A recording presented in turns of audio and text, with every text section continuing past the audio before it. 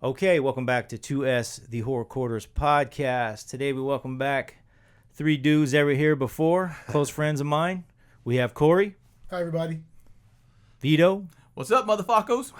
And Spawn. What up, what up? What's up? So these guys wanted to come back in and discuss the Superman franchise as a whole in light of the new movie coming out this weekend. Let's start off with the 1978 original, the Donner classic, Superman 1. Let's do it. I think the first and foremost, if we're going to talk about any Superman movie, it has to start with Richard Donner's classic, starting off with Christopher Reeve. That is the gold standard, where I think he got it right just the first time. He didn't have all these crazy superpowers. It was great. Hold on. Don't stink up my commentary just yet. But it was great too. I will say this, to me, it was great filmmaking of the past. It had that new Hollywood vibe. It's cinematically great. He had the beginning, middle, and end. Great characters, great actors. I know not everyone's a Gene Hackman fan, but damn it, did he kill as Lex Luthor? No, he did not. Oh, he did. No. He did. No. That being said, though, I mean, even if you're not like into the older stuff, Christopher Reeves just has this charm that makes you believe 100%. that he's the man who can fly. Right, absolutely. And just the opening scene when you see Krypton. Like, at first I thought it was an ice planet. Is it a crystal planet? We don't know. But just it just takes you in this whole new world, which is amazing. It introduces you to General Zod, which is funny enough. It sets you up the second movie without telling you there's going to be a second movie. And it goes from there, from his childhood to how he gets to Metropolis, and then the adventures go from there. Yeah. Real quick, you mentioned something was an interesting point about Hackman earlier, and that he didn't even shave his head. Yeah, he didn't shave his head. Why was that? I don't know, dude. Like, I just never got it. I'm like, Superman he should have committed 100%. If you're gonna play this character that has an iconic look, put on the bald cap, shave the shit. You know what I'm saying? Like, dude. When they arrested him, he would pull off the bush every so often, and then, like, you know, it just took me out of it. What, are you into the bald men that you want to see? You want to see the top? Are we talking adults here? Are we adults here? What are we doing? Now, I'm Corey, not judging. what does Corey think? What do you think about Hackman in the first one, essentially? Well, I'll kick off the whole thing, how my appreciation for Superman. He's my favorite comic book hero, and that wasn't always the case, because as a little kid, this guy was my jam. Oh yeah, Shazam was dope. Okay. You know, Great show too. You know, I loved it. It was. I'm dating myself, but it was just an amazing show. And as a little kid, you know, we didn't really, care too much about the effects. Just to see, Jackson Bostwick take off in the air and do what he did. But little did I know that within a couple of years, there's gonna be a guy named Christopher Reeve and Dick Donner who would say, "Here, kid, hold my beer. Yeah. We'll show you." Yeah, absolutely. One of the things that some people may not realize is Chris Reeve isn't the first actor to play Superman on the big screen. That honor goes to Kirk Allen with the 1948 Superman movie serial, which is a lot of fun. Although Captain Marvel Shazam had one too, which is a lot better. Yeah. For me, Superman, this movie came out. It couldn't have came out at a better time, because I think a lot of the heavy lifting was done for him by Luke Skywalker. I think that Star Wars had definitely open the public's imagination or mind for high concept fantasy. Did you see it in the theater? Yes, I did. And this movie brings back a lot of memories for me. Memories I can't get back. Things in my life that I can't get back. But I remember when I saw Superman, it was amazing. It was Christmas break in 1978, and I saw really two cool movies that day, because I was on break from school. My father took me and my brothers in the afternoon to see The Wiz, and I think that's I love The Wiz. Yeah, Wiz. And then at night, my aunt and uncle took me and my brothers to go see Superman, and I remember the theaters, the Concord Twin Cinema right next to the Concord Mall. And what city is that? Delaware. It's in Wilmington, Delaware. Okay. And sitting in that theater, and as a kid, your feet can't even touch the ground, and you look at that screen, and just the minute the movie started, it's telling you that this movie's larger than life. I mean, the credits alone could be a movie. Yep. Dun dun dun dun dun dun dun dun dun dun. Chills. And then the S logo blows up on the screen, and you're just like, wow, this movie's just it's amazing. So yeah, and the film, Donner, or let me excuse me, Gene Hackman, for me, he was appropriate for what that movie was, because it has it has humor in it, not at the detriment of the character, but we hadn't gotten to like a truly, I guess, dark supervillain yet. It was more of an instant time, we would agree, still, before comics went dark. Yeah, and he did show the bald head. I mean, the scene where he was in his pool when Otis finds his wig. So they're letting you know that he is the bald head. Right, Lex Luthor. but Gene Hackman could have just had the bald head the whole time.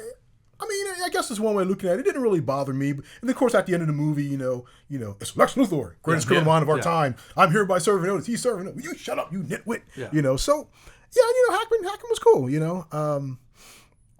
It was, just the effects were amazing, and the movie took its time. It was Allowed so the characters to breathe. Yeah, it was so grandiose. I mean, you go from Krypton, Smallville. Smallville, and you've heard this a million times, like the Norman Rockwell-esque painting.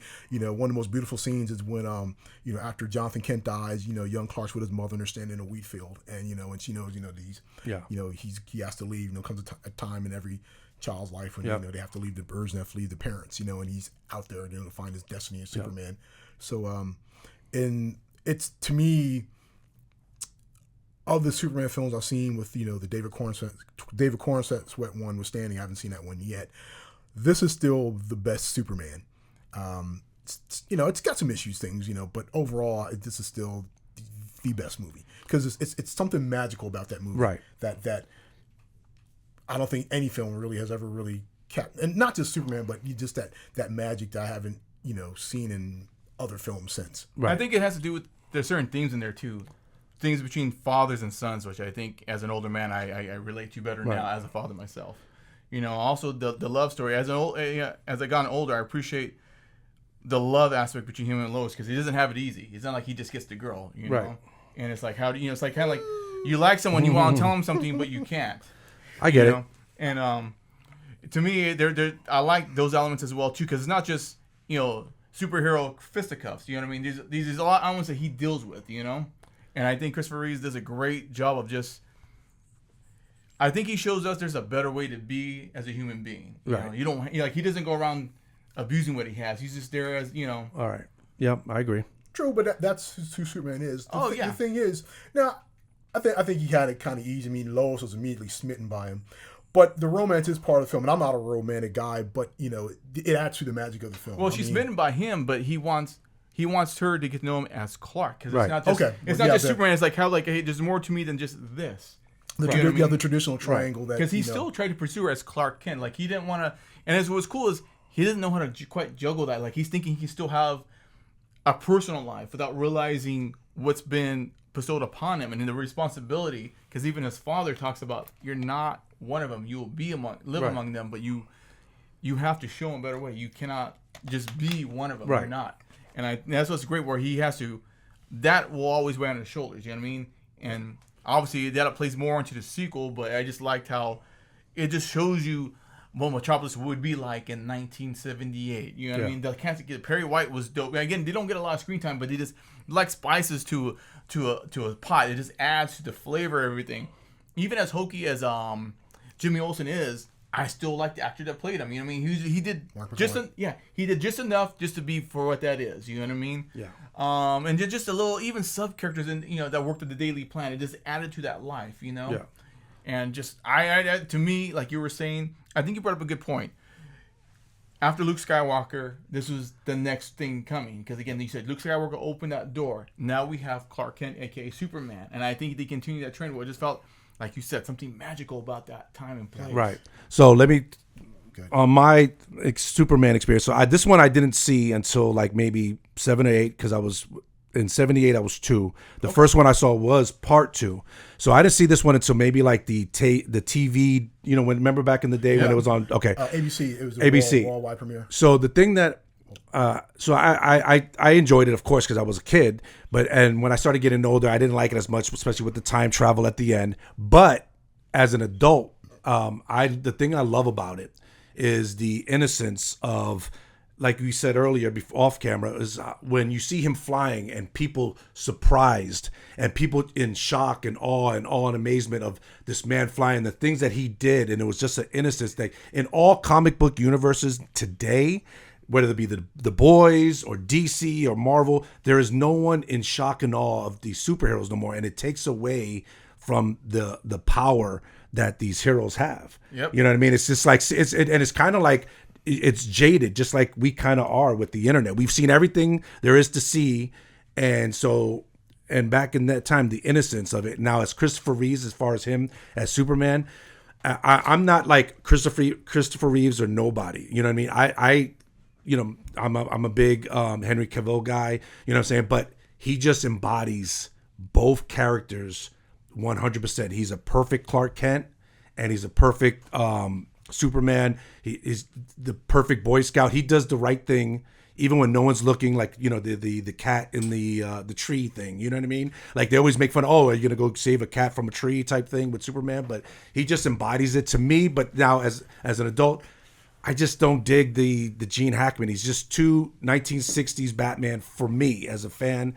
You know what I mean? Like, that character's a son of a bitch, and I always wanted to see him ruthless, you know what I mean, and cunning, and I just didn't get that from Gene. He fired 2 nuclear missiles at the San Andreas Fault. But that was later on. That was later on. Well, was it in part 4? These plans take time. It's not like you can just hijack any. I'm talking about warhead. He was just like, I don't know, just I didn't buy him as great Lex plans Luthor. take time, but I will say this. You know what? You brought up a good point though in terms of him being a good guy. I think Christopher Reeves, what he did so well was he's not corny as Clark Kent, because when Clark Kent speaks from the heart, he tries to tell you to do better. He comes across where you want to do better. I mean, he doesn't scold you, but he kind of tells you, let's just do right. better. He leads by example. Yeah, and that's the same thing what Superman does. He gives respect to me. He's always giving, like, even to the villains, like with Lex Luthor, still gave him respect. Wasn't trying to be a dick. Right. He always called him Mr. Luthor. So I mean, like, I when I watch it now, the nostalgia takes over, and I love it, and the innocence. That's my only nitpick about the original 78. The Gene Hackman's one of the finest. Doyle a break, goddammit. No, he's one of the finest actors of that time, probably like top 3 at that time. But I don't know, it just didn't do anything for me. And but I mean, I love Margot Kidder as Lois Lane. She was amazing in that. Everyone was great in their roles, and I mean, Marlon Brando. Marlon was dope in that. The thing that I love is the behind the scenes where Marlon Brando's being a dick to Christopher Reeves. And he's like kind of snickering at Christopher Reeves' acting. And then so Christopher Reeves, they say cut, and he pulls Marlon aside. Hey, if you have something to say, can we maybe talk offset and talk about it? Like, right? Yeah. He called out Marlon Brando like, yo, you have a problem with my acting? Maybe I could go tap your jaw real quick somewhere. And then the next day in Christopher Reeves in his trailer, there was a fruit basket, apologizing and shit because he had to call him out. And I think that's dope because he handled it like a man. Like, if you got a problem, let's go handle it. He stood by his, his convictions. I mean, I respect that. Anyone else would have been like overwhelmed because Marlon Brando considered the greatest actor of all time considered, and him making fun of you, he could have got in his head and really fucked it up for the whole movie. I agree. And Instead, he stood on his business and was like, you have a problem with me? Let's go talk about it. Agreed. And I love Marlon Brando, but I'm glad he handled it. Hardcore. A couple things. Okay, so you first saw it on TV. That's interesting. So you actually saw the extended version. That was your first time. Okay, that's really interesting because, the extended version to me was a big treat because we had seen the theatrical cut. Right. And to see the stuff that was left out, like when Luthor had all the traps and stuff set up in his underground lair before Superman got to him. Was amazing when you see it. I'm going to push back a little bit on Luthor because, look, we didn't really have a guideline to go by. I mean, because you got to remember, Superman came out in 78, so comic books were kind of 100% in a cultural shift. I mean, we were starting to get more mature stories, but we still hadn't gotten to that level like what we got to in the 80s. Right. So like, Mark Miller. By 78, I mean, like, okay, you had stuff like the X-Men from Marvel that was kind of a metaphor for the downtrodden and people, civil rights, people, Spider-Man was the kid that was trying to make ends meet. So you had stuff like that. DC hadn't quite transitioned over to that. But they had some things like Batman and Green Arrow, Green Lantern. Yeah, Batman was edgier now because Daniel Neal Adams was working on the book. But with Superman, I think Hackman was appropriate for the movie, and he was really evil because there's certain scenes, if you rewatch the film, I think one of the coldest scenes is when he confronts Superman for the first time, and Superman says, "Is this how a warped brain like yours gets its kicks?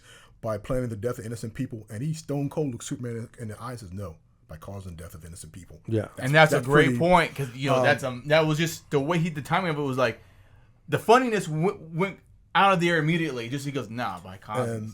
And yeah, there are comedic moments. A lot of his interaction with Otis. You Right. know, but like I said, I think for that movie, it was appropriate, and it's like I can't really. He's not as over the top campy as a Batman villain. But I see where he's going with that there in terms of the colorfulness, the flamboyancy of how he played it. Yeah, you know. When I want to say it's flamboyant, I'd say that's more reserved for someone like Cesar Romero or Burgess Meredith, in the Batman series. Agreed, but there's dialed humor down in a it. little bit more though. I would say There's humor in it, but at the end of the day, he's a very malevolent person, and he only cares about himself. I mean, but you got to remember too, this was the first big budget comic book movie in the modern era, Right. and in many ways it's still the template for today's comic book movies. Right. I mean, anytime you have someone like Kevin Feige, head of Marvel, Patty Jenkins, who did Wonder Woman, even Rob Liefeld himself, the creator of Deadpool, says Superman is still his favorite comic book movie. So it shows you how much power and influence this film still has down the years, because they did a lot of things right. They didn't.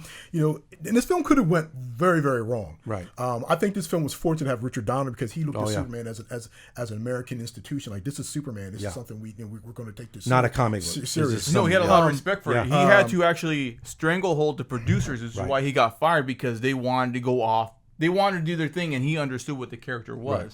And so Richard Donner was the driving force that set the template. Regardless of why he got fired, which we know why, because of the producers not liking him having that stranglehold, but Donner's vision is what influenced the movies going forward. To back up Corey's point on that. Yes and no. I mean, there was definitely a turmoil on the set. I mean, I'm pretty sure people who are fans of the movie know the situation now.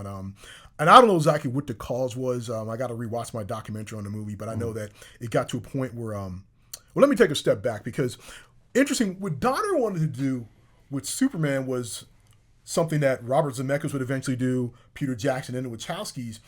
He was filming Superman 1 and 2 back to back. Right. And the reason we know this, well, of course, it's been documented, but once again, you didn't see the theatrical cut, but at the end of the theatrical cut, because I was kind of a goofy kid back then, I would sit all the way through the end credits. I remember when the credits were over, it said coming next year, Superman 2. Yeah. Because the idea was Superman came out in 78, Superman 2 was supposed to come out, I think, spring of 79. Oh, okay. And eventually, it didn't come out until 1981. Right. And actually, And that's the one that I saw. It got released in Europe. I believe 6 months before the American release, but he was filming a lot of the scenes back to back, the Force of Solitude scenes. That's why even though it's a Superman 2, there's scenes where Margot Kidder's hair doesn't match up. Because I think those were from the reshoots that Richard Lester did. Reshoots. So, but I know that during the production, something was. They weren't hitting it off Richard Donner and the Salkinds, Alexander and Ilya Salkind. Two different visions they had, because they brought in their screenwriters. I forgot their last names, but Richard Donner brought in Tom Mankiewicz. Yes, that was his boy, and he couldn't get screen credit, so he had got screen consultant. And it was actually Mario Puzo, who did The Godfather, wrote the story. There were two other screenwriters who wanted to emphasize the campiness of it, going back to what you said about the Batman, because the Batman TV show was what they had. That was still the template for everything. He wanted to go more campy. Richard Donner was like, no, so he brought in his boy, Tom Mankiewicz. And that's what brought the more serious tone to the film, and they brought that balance. So that's... Basically, it was a power struggle where the producers, as good as they were, didn't like being told by the director, who the director was, I know what I'm doing. This is Richard Donner. He's a new Hollywood director. He's used to Bill saying, hey, trust in me. You hired me to do the job. I know what I'm doing on this one. And what the sad thing was, this movie was a success, and he still got fired. Well, yeah. I mean, so what happened was during the shoot, they sent Richard Lester. They sent Lester, actually. Lester was acting as a mediator between, because Donner, it got to the point Donner didn't even want to conversate with producers. Lester was like the mediator between those two. But I think also he and I could be wrong. I think he was also kind of keeping an eye on Donner, because I think he'd worked with the Salkinds before on the Three Musketeer movie. Yes. So eventually, what led to Donner being let go was after Superman came out and was a success. It was an interview with either Hollywood Reporter or Variety, and they were talking about Superman 2, and the Saul Kynes were ready to do Superman 2, and Donner said something to the effect of, well, if they're on the film, I'm not. And then Saul Kynes got wind of that, and they let him go and brought in Richard Lester to finish up Superman 2. And of course, this was very divisive because I guess there were certain people that had loyalty to Donner, like I think Mankiewicz and of course Margot Kidder. Right. And Gene Hackman. Margot Kidder had expressed her loyalty, her displeasure, with them letting Donner go, and so that's how we got to Lester with Superman 2 and 3. Of course, we wouldn't come around to the Donner cut of Superman 2 to like decades later. So Superman 2 was the first one I saw in the theater. I saw that one in the theater. I remember me and my mom in line. I couldn't wait, and to this day, it's in my top 20 movies of all time. The fight scene with Zod, the menace and the fear of Zod, and I forgot the other two's name. Non and Ursa. Ursa, and the menace and the fear that they, like 3 superhumans versus the one. I mean, I was never more like as a kid nervous and because the year before is when I first saw Empire Strikes Back, and I felt the same way with Vader and that Luke. Innocence, and Luke when Vader's whipping my guy's ass, cutting his hand off and everything. And so I mean, to me, that's the gold standard, especially of those first 4, is that movie is just, it's fun. It's not making fun of itself to kind of spite itself. It's just excellent. The love story, that the sacrifice that Clark Kent is willing to do in terms of giving up his powers for the love. This is the one I've seen the most. I mean, I could watch it without having to watch, 1 through 4. I could watch this one all by itself. If it's on TV, I'll drop the remote, watch it. It's just one of my favorite movies of all time. I mean, Terrence Stamp is just a tour de force in this one, dude. And that's why I'm still pissed off about Phantom Menace, is that you brought in General Zod and you didn't do shit with him. You know what I'm saying? I just don't like Phantom Menace so much because they felt like they ruined a lot of resources that they had. Like, they had Terrence Stamp in this motherfucker. They had General Zod, and they did nothing with my dude. Nothing with General Zod. Well, Superman wasn't in it. Who's he gonna fucking fight? Oh, come on now. You know what I'm saying, though. Chancellor Valorum, and just don't do nothing with him. And one of the most menacing. He could have been something great in Look, Jar Jar Binks had his moment to shine. Damn it, that was his movie. See what I have to deal with. So anyway, yeah, and that fight scene in Metropolis, downtown Metropolis, or wherever it is one of my most copied. When I used to play with my action figures as a kid, whether it be He-Man, Superpowers, G.I. Joe, I used to always try to do that fight scene over and over and over. I just love that fight scene with, even though this epic. Yeah, 100%. Still one of my favorite. Because you can see the actual power, right. And they took their time with everything. It wasn't just so nowadays these fight scenes are just so fast, and they're just ripping through buildings and doing all kinds of shit. Each thing took its time. Him lifting up the bus and all that shit. It was just, they took their time with everything. They sold everything. I mean, to me, it's just, there's a million battles nowadays, John Wick and all these great kung fu movies and all these great battles and all the MCU. But to me, this one is just still as iconic to me. Maybe because it was the first? It was probably the first. That's probably what it is. But I mean, Star Wars was standing, but the first in terms of a superhero, and you just saw the gratitude of the power just being hit from the speed, the flying, the punches, the eye beams. And the fact that Luthor was kind of on the sidelines really brought me bliss. You know what I mean? And to me, General Zod is the man, especially Terrence Stamp's version is just awesome. What about you? You saw it in the theater too? Care to step outside? That's my favorite line, dude. I get chills every time I think about that line. Are you talking about now or after the show? But yeah, no. To me, Superman 2 is the gold standard. I mean, I love Man of Steel. And we'll get to that one. But Superman 2, it doesn't top it. And no matter what version it is, I'm good. But man, when I saw it in the theater, God, it was just amazing. So. Oh, and that was the first one I saw was Superman 2 as a kid. That's still my go-to. And again, I think it was 5 or 6 when I first saw that one. So it just has the nostalgia, just like you was talking about here. That was the first time you seen someone what a super punch would do to another person. Yep. The way when he threw Zod into the Coke sign, that's still iconic. Yep, that's my shit. And you think about it too, from a technical aspect, just the wire work to get that guy flying like that, what he did. And the other thing was crazy too. That was one of the last movies that they're still doing miniatures on that still held up. The miniature work on that one for the special effects, still holds up for the most part. I'm not saying they're perfect in 2025. No need to stank on, classic films, Corey. But again, too, like, when Ursa hits, punches Superman, he crashes into the building, and him going back and forth. And my favorite part, when Non and Superman are underground, under the street, duking it out, and he smacks Zon out of the street into 2 or 3 buildings, and the way they showed him flying through everything was just amazing. Everything about that movie, you get the great recap of the first film. Except for the whatever that. Oh, that was dope. No, it's the not. Superman net.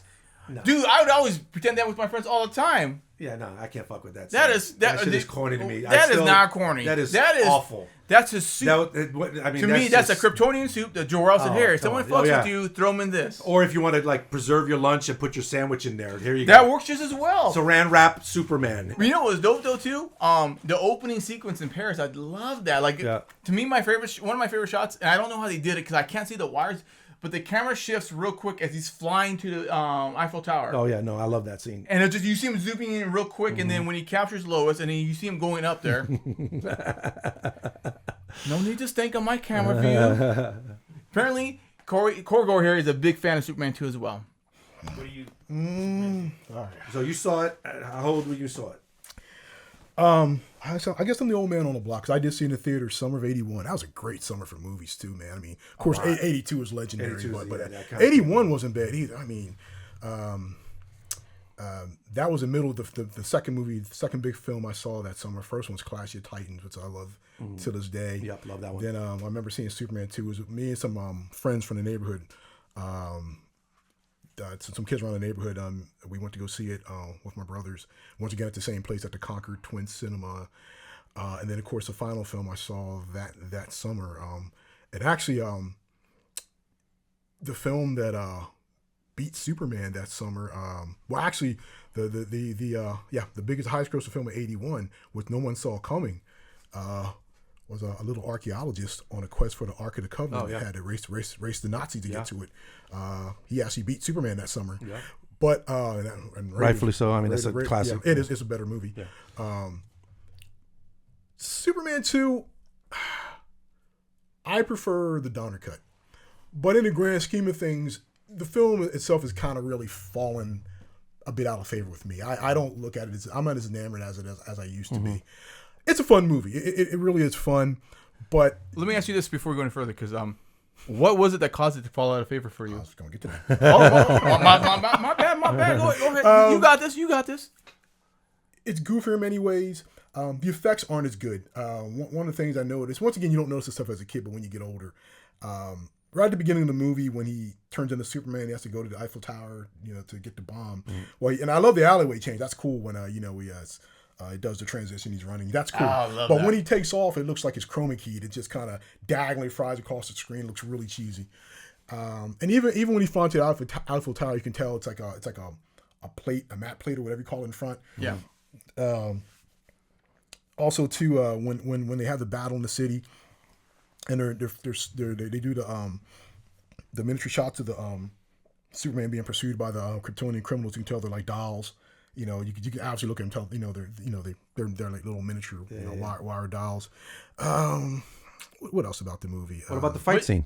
This fight scene, I loved it as a kid, and really when I was growing up, Superman 2 was the one I liked the most. Okay. And the fight scenes were cool, and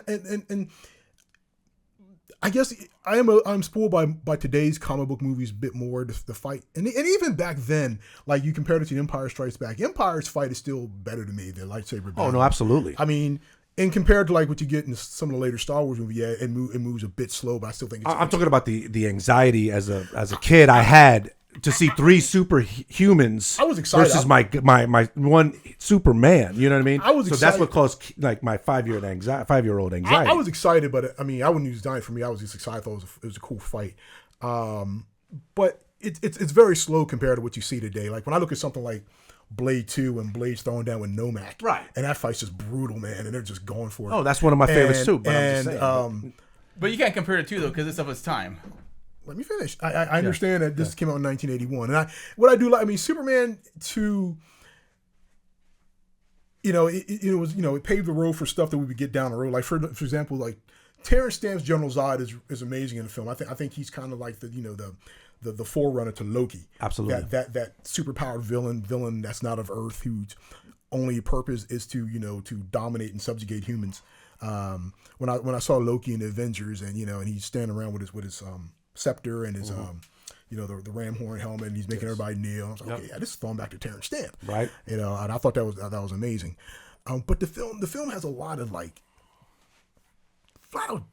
it's stuff that doesn't hold up well. Let me put it that way.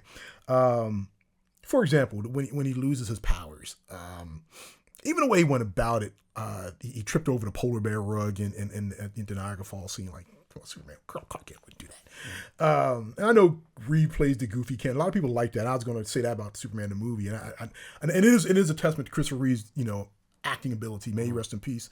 He was able to give you two different personalities. Clark's kind of bungling, and goofy. And I think a lot of people, because they were so impressed with that, a lot of people today still think that's the way you have to play Clark Kent, and I disagree with that. Personally, my favorite live action Clark Kent until I see David Cornsweet is Dean Cain. That's another, but I think because Clark doesn't have to be a goofball to separate himself from Superman. I'm a firm believer in that. So we get to Superman 2, and they're in Niagara Falls. He trips over the polar bear rug and he falls into the fire, and she finds out he's Superman. I was like, yeah, as a kid, it didn't bother me, but I got older, like, yeah. But then he gives his powers up, and I get it. I think the Donner cut goes into it more because he wants to be among us. He wants to have a life like a normal human. He doesn't want to be. He felt like he gave enough already. Yeah, he doesn't want to be Superman all the time. And this theme to me would be revisited again in the far superior Spider-Man 2, which I noticed Spider-Man 2 and 3 kind of model themselves after Superman 2 and 3, but absolutely, they're far better movies. Even despite emo Tobey Maguire. You love emo Toby. It's dog shit. Anyway, go ahead. Please proceed. But let's not let Vito put us in the muck. He loses. So he gives up his powers. I wouldn't have done that for Lois Lane, but he gives up his amazing powers, and so he's a human man. So then he goes to the restaurant, and this is one of the problems I have. I've never subscribed to the theory that Superman can't fight without his powers. Matter of fact, I'd even say he's probably a more dangerous fighter because he doesn't have to hold back as much. As a human, he could be let himself loose. I like that. But a lot of people feel like, I don't know, there's just some people that want to cut Superman down all the time. Mm-hmm. That's not me. Because I think he's a great hero. But so, the restaurant scene, and it's hard to kind of like, as a kid, rationalize it though. As a kid, I loved it. But look, to me, so he gets to the restaurant, and he goes in the restroom. The dude comes over and sits next to Lois, and then he's like, "Sir, this is my seat. Your seat's in there, 4 eyes." And all of a sudden, he wants to start a fight. Oh, sir, somebody needs to teach you some manners. Like, oh man, it's like what would have been better. Well, of course, then okay, 4 eyes, and then he turns around, he punches Clark in the back, and he gets his butt kicked. And I guess it was the kind of humble Superman, which I don't think he never felt pain before. He never really needed to be humbled, but he never felt pain. I know that. But here's a way I'm not a director. Fair enough. I'm just a way. And look, everybody has a way they would direct a movie in their mind. So this is how I would have loved to have seen it done. Maybe the guy doesn't want to give it the seat. Says, "Honey, let's go sit somewhere else." So he gets up. Him and Lois get up. And they go sit. They sit to another seat. But then the dude, being a jerk that he is, comes over and still talks to Lois. Okay, now you're being disrespectful to me and my woman. Hey, you want the seat that bad, you can have it, but we'd like to eat in peace. And the guy won't leave Superman alone. Mm-hmm. So then he starts a fight, and they get into a fight. And Reeve wins, but he has to put in a work, and his knuckles and stuff are sore because he's never really had to fight like a human man. I still think you could have got the point. I like that. And then that's when he realizes that he sees he cuts to the newsfeed and General Zod's on Earth and stuff. Oh man, Right. But then so he gets beat up. We get back to the real version. So he gets beat up. All right. So then he realizes he gave his powers up for selfish reasons, and the world's at peril now. And that's when he really realizes that as Superman, I belong to the world, and it's a lesson he had to learn. So then he hikes all the way back to the Fortress of Solitude in a windbreaker. The man's in Antarctica. It's like, dude, windbreakers were well built in the 80s. He could at least stop by McCready and the boys at the Antarctica and borrow Kurt Russell's thing from the He knew better. He didn't want to become a thing. No, get one of those third furry. What I'm saying is, that's like, come on, dude, you got this little thin jacket on. He'd been dead before he got there. He wore that same outfit in the first movie to get there. Yeah, but he was super at the time. Yeah, it's cool. Which is a good point, but let me jump in there now, too, because going with you were saying... It's corny. But let me jump in there real quick. It's corny, So, and I look at the movie like, wow, and then the humor, the goofy stuff at the Daily Planet with the Kryptonian criminals. I mean, Hackman's funny, and he's definitely more goofier in this one than he is in the first Superman. I mean, he does. It is kind of cool to see him play both sides, but this film, man, just at the end of the movie, like a lot of people always ding the first Superman about spinning the world backwards. That shit. But here's the thing where I'll defend that. It had a lot of dramatic power because, like you said, he never been hurt. He never really, well, he had faced death before, but once again, he failed again to save someone he loved. Right. And I understood that, but now he's different now.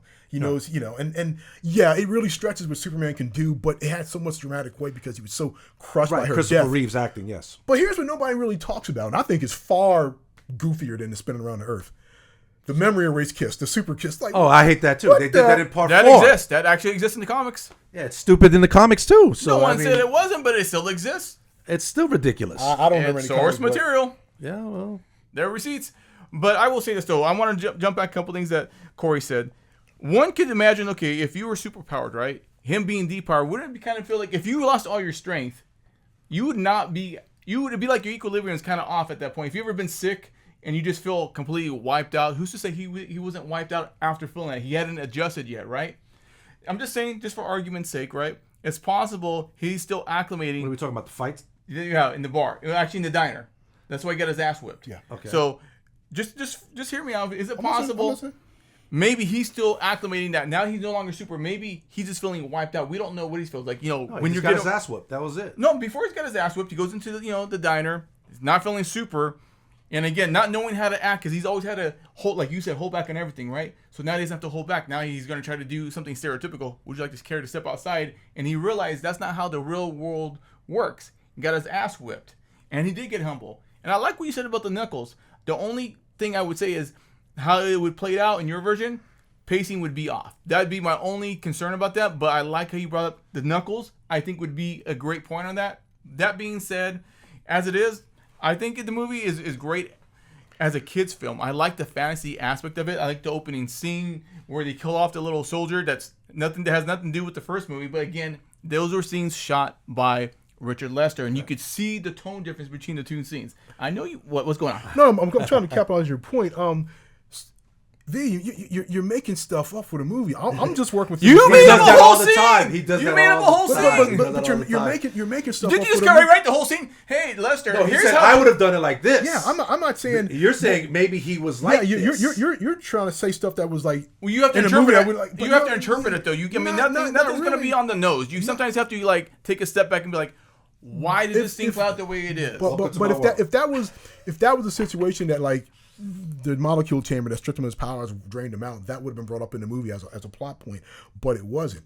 And even if that's the case, you got to remember too, it was just way the movie is cut. It was a couple of days between the time he had given up his powers, and remember him and Lois Lane were in bed for quite a while. Right, and that's the reason why he wanted to lose his powers, because he knew if he banged her while he was super, he would have blew her brains out. Actually, I think he banged her before he gave her the power, because I believe they already. Oh, he gave her the power, right? Yeah. But point I'm saying is, She just survived the load. I'm just working within the frame of the movie, the information that the movie gave me. I'm not really trying to No mind cannon. bring stuff in that may or may not exist. I mean, I appreciate you coming from, but all the point I'm trying to say is that I get older and I look at that scene again. I'm like, well, Superman kind of asked for that. He could have walked away. Sometimes you got to see the forest beyond the trees. That's all I'm saying, people. He could have walked away. But then, we get to the Battle Metropolis, and it's fun, but it's really slow, like I said, compared to today's stuff. And then even then, it gets kind of like goofy, like when the criminals are blowing the city down, and the cars are actually floating in the air and flying across it, but people are still playing on the ground. I mean, yeah, you got the guy on the roller skates moving backwards. But Favorite scene. But the people still kind of playing it on the ground, and I'm just like, yeah, Superman 2 just doesn't. It's and it's Lester. This is Lester's version too, because Lester brings in a lot of humor. Right. And we're going to talk about that in 3 because I want to set 3 off when it's time. So like to me, it's like it doesn't quite hold up, and in the grand scheme of things, it's fallen down a couple notches as far as like what Superman movies I prefer. So because there's another Superman movie that I think is a stronger movie, and it's my second favorite Superman movie behind the original. But we'll eventually get to that. Okay, now 3, real quick, 3. That's one that I remember growing up on. Okay. There were some elements I really enjoyed. Mine too. The fight between Clark Kent and Yes. Superman. I don't know about the comic. So I don't know much Superman about 3, it. 1983, and who was the director? Real quick. Richard Lester. Lester. Lester, Okay, yeah. go ahead. Go ahead. Well, even the Kryptonite swerve, right? Where he just kind of looked at it. And he put tobacco. Was it tobacco? Yeah, And he tar. put it back. It was tar. Tar. Which I thought was pretty cool. Like I said, I don't know anything about the comics and shit like that, but I thought that was cool and how he became dark. Now, I know Spawn Yes.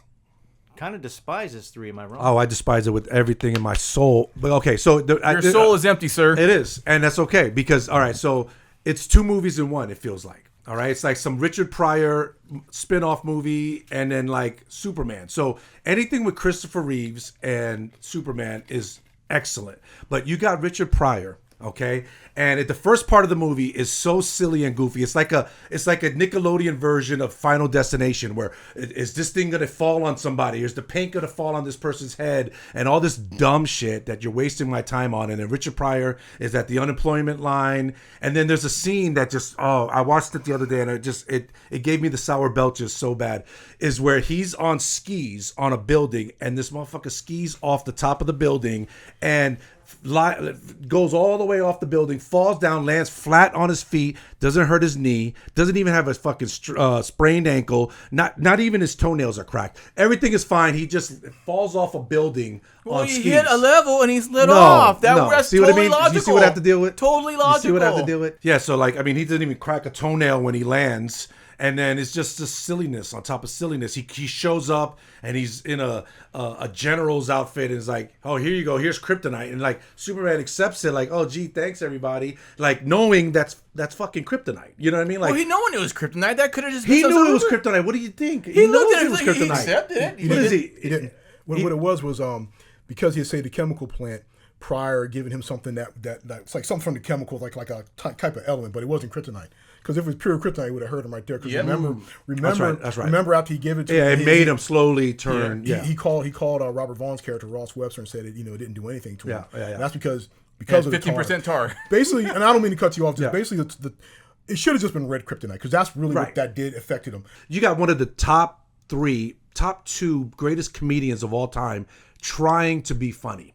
And Richard Pryor is one of the funniest people ever. I mean, Live on Sunset. I mean, the Mac, Bustin' Loose, like classic after classic. And he was just abysmal and not funny at all. Now, my favorite fight scene in all of Superman, including all the new stuff, is Clark Kent versus Dark Superman.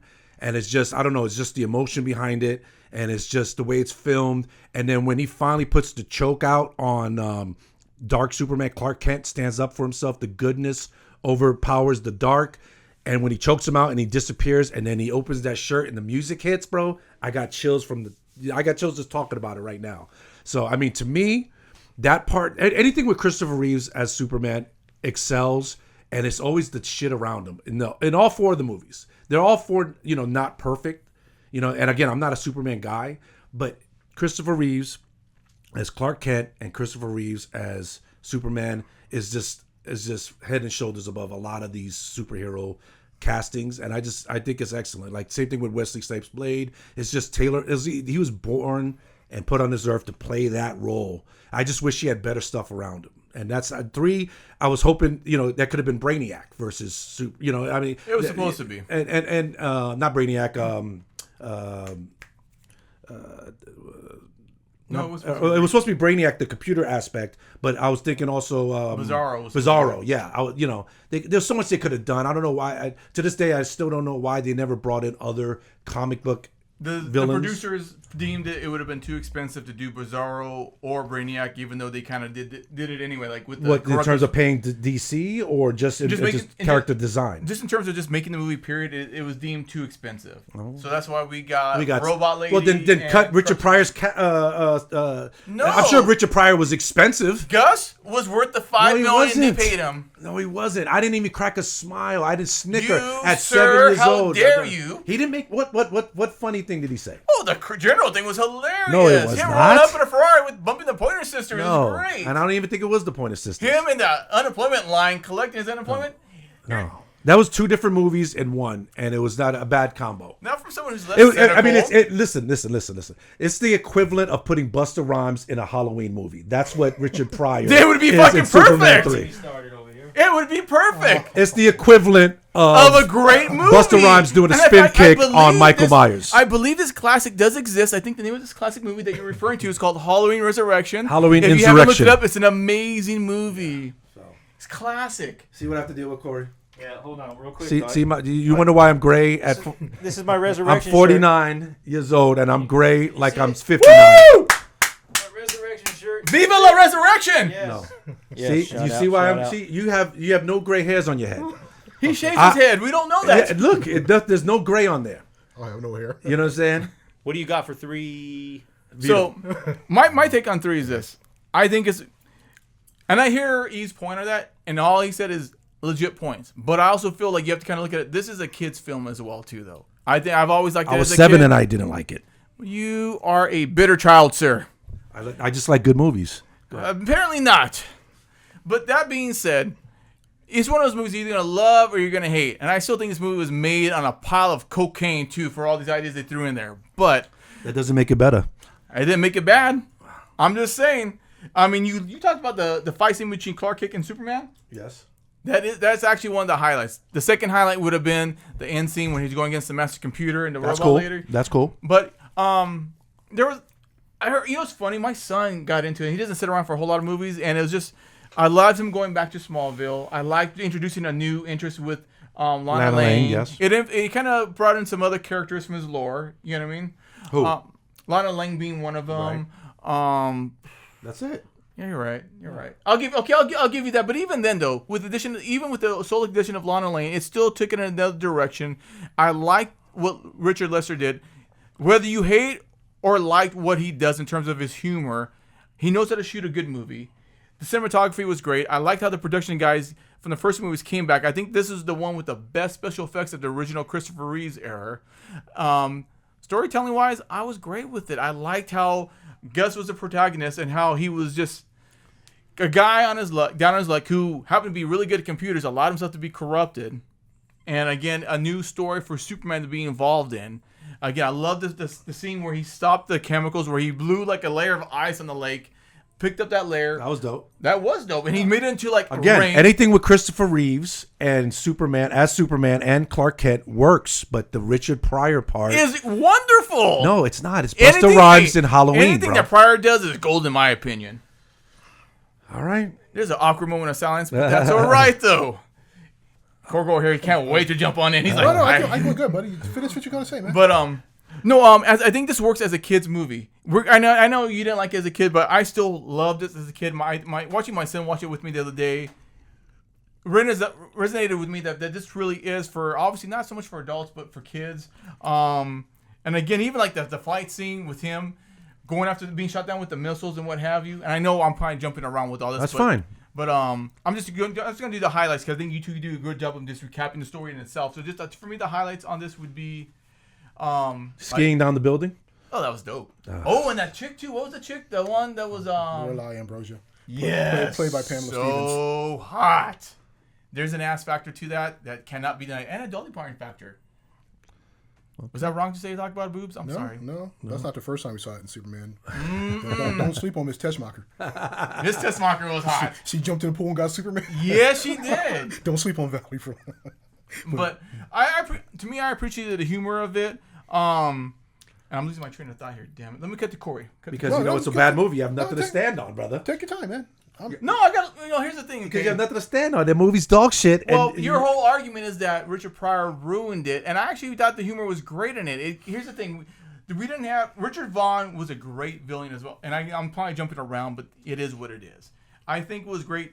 Gene Hackman was already done, and who was going to fill in Gene Hackman's role? I think Robert Vaughn was a great casting choice. The way he played that character was so much charisma. He was, and again, but yet you still hate the movie. Yeah, because it's a bad movie, bro. Well, he had a lot of scenes with Richard Pryor. Yeah, and those were all pointless. What was dope too? Dude, when he started fucking around with the satellite for the weather and he started messing with the coca beans. Oh, that was dope. No, it wasn't, but go ahead. But no, there was just a lot of things. I thought there's a lot of little mini adventures in there that I thought was true to the character of Superman saving the day. And again, too, you can talk about the oil rig spill. I'm good with all everything Superman related in that movie. Everything Christopher Reeves related. Anything. Your whole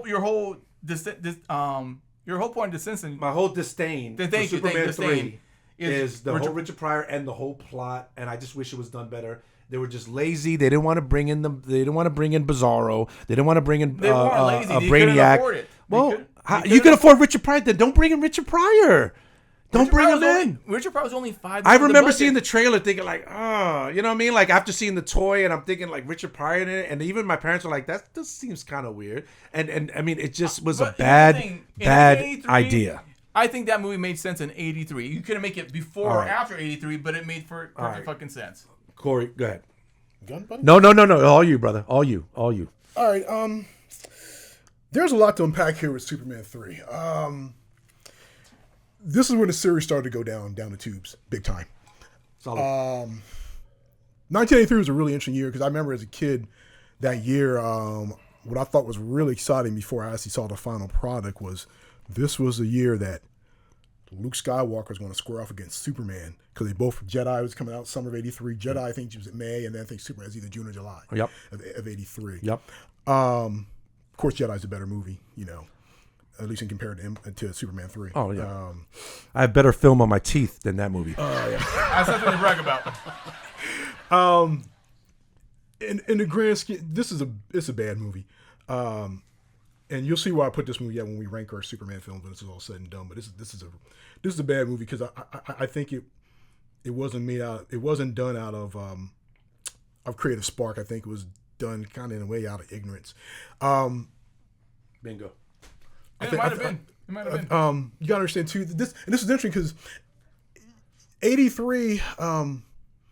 This was a year to me, like, this was an interesting year for Pryor because Pryor was really at the peak of his powers, but this was also the year where I think this is about as high as he was going to go, and I don't mean any disrespect to the legend that he is, right. But this was also the time when the title of our funniest comedian was transitioning to a new and up-and-coming kid called Eddie Murphy. Eddie Murphy, yep. And I think, Superman 3 was pretty much peak Pryor. I think the toy may have come out of either a year before. Yeah, it was 82. Was it toy 82? Okay, which ironically enough was directed by Dick Donner. But yeah, bringing Pryor in made no sense. Even as a kid, I was wondering, like, Richard Pryor's in a Superman movie, and eventually they would tell the reason why was because a couple things are going on here. It was on, I think it was Johnny Carson, where he had told Carson he was a big fan of Superman movies, and also too he was dating Margot Kidder. As well. Really? Yeah, he was dating Margot Kidder. They probably did lots of coke together. And of course, this also speaking of which, this is also the movie where her screen time got cut down a lot. And according to her, she felt it was because she had expressed her her anger towards letting Donner go, and she felt like she'd being punished by the Salkinds. So they cut Lois back and brought in Lana Lang as a potential love interest for Superman. So yeah, there was, but the whole supercomputer was really like. Even as a kid, I mean, like a computer, like just pull the plug, Superman. Yeah. Well, he has to get to the computer to pull the plug. And Brainiac. Gray hairs. And Brainiac, it should have been Brainiac. Yes. And budget had nothing to do with it. I just think the Salkinds, they thought it was kind of cool to bring Richard Pryor in, and it was just like, And it's interesting because this isn't this ideal. It was kind of like, it's funny how some of the things that the Superman films did in the 80s would be repeated in the Batman films in the 90s. Yeah. Because we get to the third Superman film and now they're bringing in a comedian right. as a draw for the audience. Right. We get to Batman Forever and Jim Carrey. And also, too, you look at the first Batman movie, it's front-loaded with heavy actors. Jack Nicholson, they got a seasoned actor to sell that movie. Right. Jack Palance, yep. As Boss Grissom. Yep. Superman, you had Marlon Brando's Jor-El. Yep. And you had Hackman, and Glenn Ford. These guys all seasoned actors. Yeah, marquee guys. Yeah. You bring in in Batman Returns. I mean, Batman Forever. You got a redhead love interest in Dr. Chase Meridian. Mm-hmm. Superman 3. We got more Lana Lang. And another tool is Lana Lang. So yeah, this film it's a bad film. And like I said, the story is goofy. The supercomputer just is really goofy. It should have just been red Kryptonite, Yep. which would have been straight from the comic books instead of the synthetic Kryptonite that Gus Gorman made.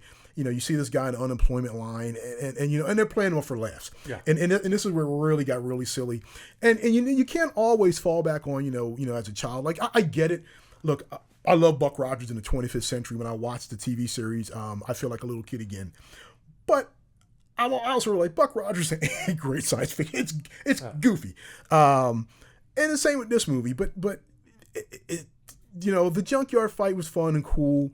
But that's probably the only really good thing in this movie, man. I mean, everything else is just, you get a proxy Lex Luthor. You get Robert Vaughn, and it's interesting because in a few years we will be looking at industrial billionaire men as villains. In many ways, Luthor. It kind of foreshadowed the Luthor that John Byrne would do, and that's kind of what turned me around to Superman. Made me a bigger Superman fan with the John Byrne run. Yeah. Man, it's still, of course, Luthor is a billionaire, but he's also a scientific genius. Right. But a lot of these characters were just offshoots of what we already had before. We had Robert Vaughn as a Luthor-esque villain. Yep. We had Pamela Stevens as Lorelei Ambrosia, which was the Miss Teschmacher-esque. Yep. I mean, probably the only different person was his sister Vera. I forgot the actor's name. Yeah, she was serious, and Otis was a goof. But here's the interesting thing about Lorelei Ambrosia was, and Miss Teschmacher wasn't a dumb person, but she was just kind of like your average, everyday kind of girl, just very attractive. Lorelei Ambrosia is actually really intelligent. If you watch the movie again, you'll see she's reading books on like transcendental, whatever it was, identity. And then when the computer wasn't acting up, she immediately knew what the problem was with the computer, and she started running. So they put little stuff in there like that. But and then like when he's evil, he's not really evil. I mean, come on, push the Leaning Tower of Pisa straight.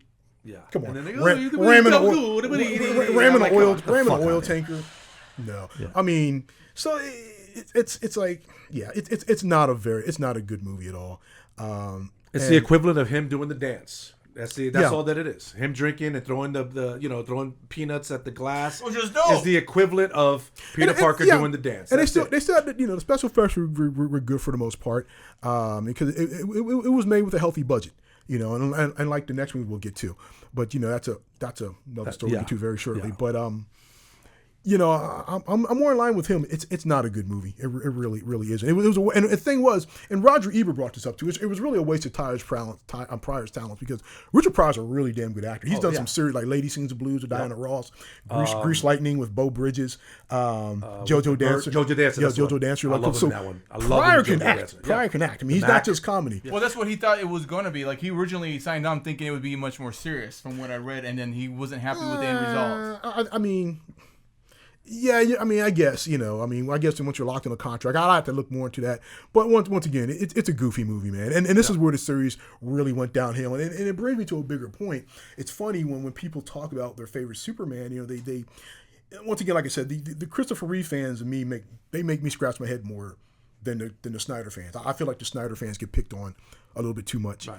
Because they bring up Christopher Reeve like he doesn't have any stink in his closet, and let me take that back because I'm not trying to disrespect because what he did was legendary, right?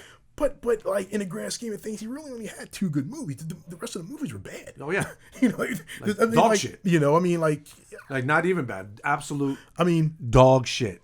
As far as like a modern day Superman series of films or trilogy, I would say Brave New World withstanding, I don't count that movie, but Chris Evans' Captain America trilogy runs circles to me in the main ways. They're just solid movies. But as far as Superman, I think Kal-El has stronger portfolio than Christopher Reeves. And it's like I said, Superman 3 is just not good. Yeah. So that's where I stand on it. So as far as 4 is concerned, I only saw it once in 1988 when it finally came on VHS because that came out summer of '87, right? Yeah.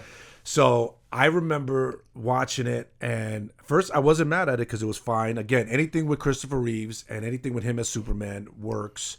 And then but where I immediately checked out, and is when Lex Luthor returns, of course, with the afro, looking like an old Will Ferrell, and then he goes to the nuclear place and he sets the bomb. The nuclear missile goes into the sun, and Nuclear Man is born. Not as he starts off as a baby, and then he's just fully formed with the cape and the mullet and the fingernails in a matter of seconds, and he's just this smart, which made it so dope. No, it did not. It's just one of the worst things I've ever seen. And it was like just Sentry before Sentry was even invented. It was a TV. It felt like it was a Superman movie made for the TV, and it felt like it should have been on like Channel 7. But now, as far as the Christopher Reeve stuff always works. But like I like when he has to humble himself in the gym and he throws the thing. Go ahead. Well, as far as Nuclear Man's clothes, Luthor did put clothes on Nuclear Man when he was using the protoplasm. He put the fabric in. It was designed to grow upon activation. Okay, so I didn't even remember that. Yeah, it's been a minute since you saw the movie. So I tried watching it this morning, and I got to the part where he shows up. Wait, did you only get the opening credits and that was it? No, I got to the part where he's talking with Gene Hackman's voice, and then I had to leave. So I mean, I understand. It's just so bad that I never want to watch it again. You know what I mean? The problem was with that movie, half the budget was gutted, unfortunately, from the get go. Mm-hmm. I think they were promised like 34 or 30 million. The actual budget became 17 million. There were some budget issues going on with Canon. I believe Master Universe had an issue where they lost money, so they had to allocate money for that and use it somewhere else. Mm-hmm. So the budget itself, they came out the same summer, right? Yes. Yeah. But go ahead. Yeah. And it's just basically the budget issues is what killed it. I think the director was solid in it. I mean, he's no Richard Donner, but I think who is Sidney J. Furie? That's the name of the director. He was solid. It just I think the special effects is what really dragged it down. I mean, the story was fine for what it is. And then the love triangle with Christopher Reeve. I mean, with Clark Kent, Superman, and then Lois, and then what's her name from Star 80? Meryl. It's Meryl Hemingway. Yeah, she's beautiful. I'm okay with that because again, he had. That's just ridiculous though. Him it was like a sitcom where you go out the back door and then you come on this side. And you go. That's just stupid. Low-brow, dumb shit. It's in line with 2 and 3, though. So if you're gonna critique, no 3 and 2, you forget on the Richard cut of 2, it had a lot of that humor that you didn't like. Yeah, again, that's why it wasn't the cut that I liked in the theater. 4 was in line with that. Yeah, and it just I like it, but again, I like it. But now you like it. But I remember when we first met, you hated it, and I give it a lot of forgiveness because it's. I mean, the special effects are just horrible. I think the only thing redeeming really about it, I mean, I do like the interplay with him trying to do the double date with Lois Lane and I forgot Lacey Warfield. That was cool to see. Again, it's more comedic than anything. And I do like the fight scenes with Nuclear Man, but yeah, the budget's really. Who would you have brought in instead of Nuclear Man? Well, it's Canon Films. I mean, you got to understand. But I'm just curious if you had to bring somebody in. Instead of Nuclear Man, who would you have? I'll get to that, but I'll just let him finish. Okay. I can. You got to understand, I like Nuclear Man for what it is. I mean, it's not I don't think is he even a comic character, or is that just something? Technically, in DC, Firestorm, the Nuclear Man, but that's Firestorm. Yeah. That's a whole different character. Yeah, it is. You're absolutely right. That'd probably be the closest. But I do like the fact they gave him someone on equal terms he could fight. I did like the fight scenes. I didn't. You did. You only got past what 87. When I watched it in 87, I thought it was dog shit. If I'm 11 and I don't like it, you know what I mean? You think at 39, I'm gonna say, you know what? That was a good fight scene. What was I thinking in 1987? You may. All right, give it a shot. Okay, I'm gonna finish it when I get home. Yeah, when you get home, give it a shot. But I mean, I agree with you on most of it. Like I said, to me, the fight scenes are probably like the highlight of it. And again, Christopher Reeves, any scene that he's in is the highlight of it. Problem with this movie was. Budget. I think the budget is what killed it. I think any promise this movie had died when the budget was gutted. I think all they had was enough money to pay for the actors and for the film at this point. Even the opening scroll was bad. I think the Blu-ray did a lot and the 4K did a lot to clean up the rough edges. But when I first saw this in 88, I think it was on HBO. Mm-hmm. The flight scenes looked horrible. Yep. You mentioned the dull special effects from 1 and 2. This was just even more obvious. Actually, the effects in 1 are good. I had a problem with some of the effects in Superman 2. But it's still better than what we've gotten for. Yeah. I didn't notice the dull aspect of it until I saw the Blu-ray because obviously you see the clarity of what was shot. This is apparent they had toys for using them for the wide shots of them flying, and it was just it's just this movie. I mean, if you're gonna like it, look at it as a canon film. I think this movie would have been a lot better if it wasn't Superman in it. If it was just a generic superhero. Or never existed. That would have been better. It would have been amazing if it never existed, right? Well, it would have been a dope-ass canon film. Canon films are dope because they just kind of have that off-the-wall aspect to them. Right. And if it wasn't Superman in this movie, I promise you it would probably been better received as just a canon movie. But because it's part of the lineage that was started by Donner, it doesn't hold weight, sadly. What about you, Corey? Cool. Yeah, go. This movie's it's a bad movie. It's a very bad movie. And once again, there was a lot of things going on. This film was this was a film that Canon was going to use to basically buy their way into the big time with the bigger studios like 20th Century Fox, like Warner Brothers. Right. They had bought the Superman rights. They had purchased it from the Salkinds, Right. and so they were producing it. And like Vito said, there was mixed up with Master of the Universe. Basically, they should have bankrolled this film more than Master of the Universe because they were too little too late on He-Man. He-Man was starting to kind of fade out in popularity. There was a new kid on the block named Optimus Prime and the G.I. Joes and Cobras. Right.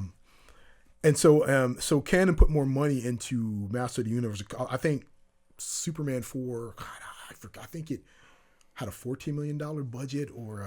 I think it was 34. No, it wasn't that much. It would have been a much...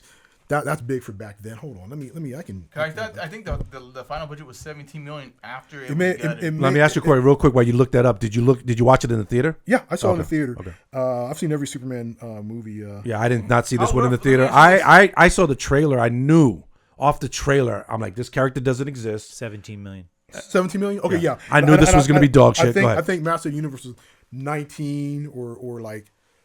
Maybe in 20 million. They spent a little bit more on Master of the Universe. I like Master of the Universe better, but go ahead. And I think Gary Goddard, director, put in a little bit of money into it too to finish the final scene. Yep. But both movies came out, and both movies are really box office flops. Yeah. But with this movie, to me, at the heart, I cut this movie a little bit more slack than Superman 3 because they went in with their hearts in the right place. They really did. They Reeve wasn't happy with Superman 3. Right. This is the first Superman movie where he finally got top billing. Because I guess he wasn't going to come back at first, but no, this was a story that he had contributed about Superman bringing an end to the nuclear arms race. It wasn't executed very well, but at the heart, I think we had a very interesting story there versus Superman 3. Whereas I like the idea that this was a Superman, a very human Superman that went against his code, his golden rules, like they established. Not getting politics. Yes. Well, not so much that, but remember they said they established interfering with man's destiny. They established in the first movie. It is forbidden for you to interfere in human history. You can guide them and be an example, but they have to forge their own destiny. And what we're doing in Superman 4 is a Superman now is basically like a parent, almost like I've stood by. Years, and clearly, you're not getting any better at this. You keep making weapons that are often going to lead to everybody's destruction. So now, as a parent, I'm going to take your toys away from you. Yeah. So, like I said, it was a very interesting idea, and by him taking everybody's weapons, it kind of. It's almost like he's taking his first steps to maybe become like a dictator, almost, or like a soft dictator. Because they always say what the road to hell is paved by the best intentions or something like that. Right. So you see him, he's taking the Soviets missiles away, United States missiles away, China's. He's doing all this. He's like and this is of course based on a letter written to him by a little kid, right? And he's like, this kid has a point. Like we're on a one-way road to destruction. So I'm taking all your weapons away. Yeah. I'm basically taking away your sovereign right to defend yourself. Yeah. And I think with a tighter script, that could have been a really interesting story. And once again, I know I'm making this up in my own head. Everyone has the movie, the mind canon they want in their head. But I thought it'd been really cool had this story been tweaked a little bit more. That he's stripping the whole world of their weapons and throwing them in outer space, and now the world is against Superman, and the world's leaders kind of meet in secret, and they turn to the one man like Michael Caine said in Dark Knight, you beat them all. They turned to a man they didn't understand. Right. World leaders turned to a man they didn't quite understand, Lex Luthor. Right. And it's like, look, he's out of control. What can we do to stop this guy? Now, Luthor is going to his own little side. He's going to do away to pocket power himself. And this is where you come in with Nuclear Man, or to answer your question earlier, it really should have been Bizarro. Yeah. And, because at this point, 87, Man of Steel had already came out, and Bizarro is now a genetic clone of Superman, and it could have worked perfectly well within that movie. And I think you can see the world governments, China, America, Japan, Soviet Union all giving Luthor money to do this illegal, ungodly genetic research, and he comes up with this, imperfect clone of Superman, which, at first, they think, they got him under control, but this thing only follows Luthor, and then maybe he even gets to the point where he doesn't even listen to Luthor, and Superman's got to step in, and I like I said, it would take a better writing from someone who actually knows how to write professionally. I'm just spitballing here, but at the end of the day, Superman realizes that, you know what, I can't take you by the hand, and you're going to have to do this on your own, and I think if it went in that direction, I think it would have been a much better movie. Yeah. But once again, you had a lot of goofiness. 70% of it came from Lenny Luthor, played by Ducky. John Cryer. Ducky. Ducky. It's fucking ridiculous, dude. Lenny was dope. And then things that didn't make any sense in the movie, like you get a strand of Superman's hair, and it's holding up this 1,000-pound weight, but he can cut it with some bolt cutters and stuff. Things like that. We get the stuff like he was doing. Like, once again, and this was another issue with Christopher Reeve movies. They were just making up powers as they kept going along. That's my biggest going thing. Back to Superman 2 with the set structure, the finger lasers for the super Kryptonians, the super memory erase Chris. Then he does it again in this one. And there's a scene where he's flying with Margot Kidder, and he lets her go, and now she can fly. He can give her the ability to fly. Yeah. I thought she was just gliding. No.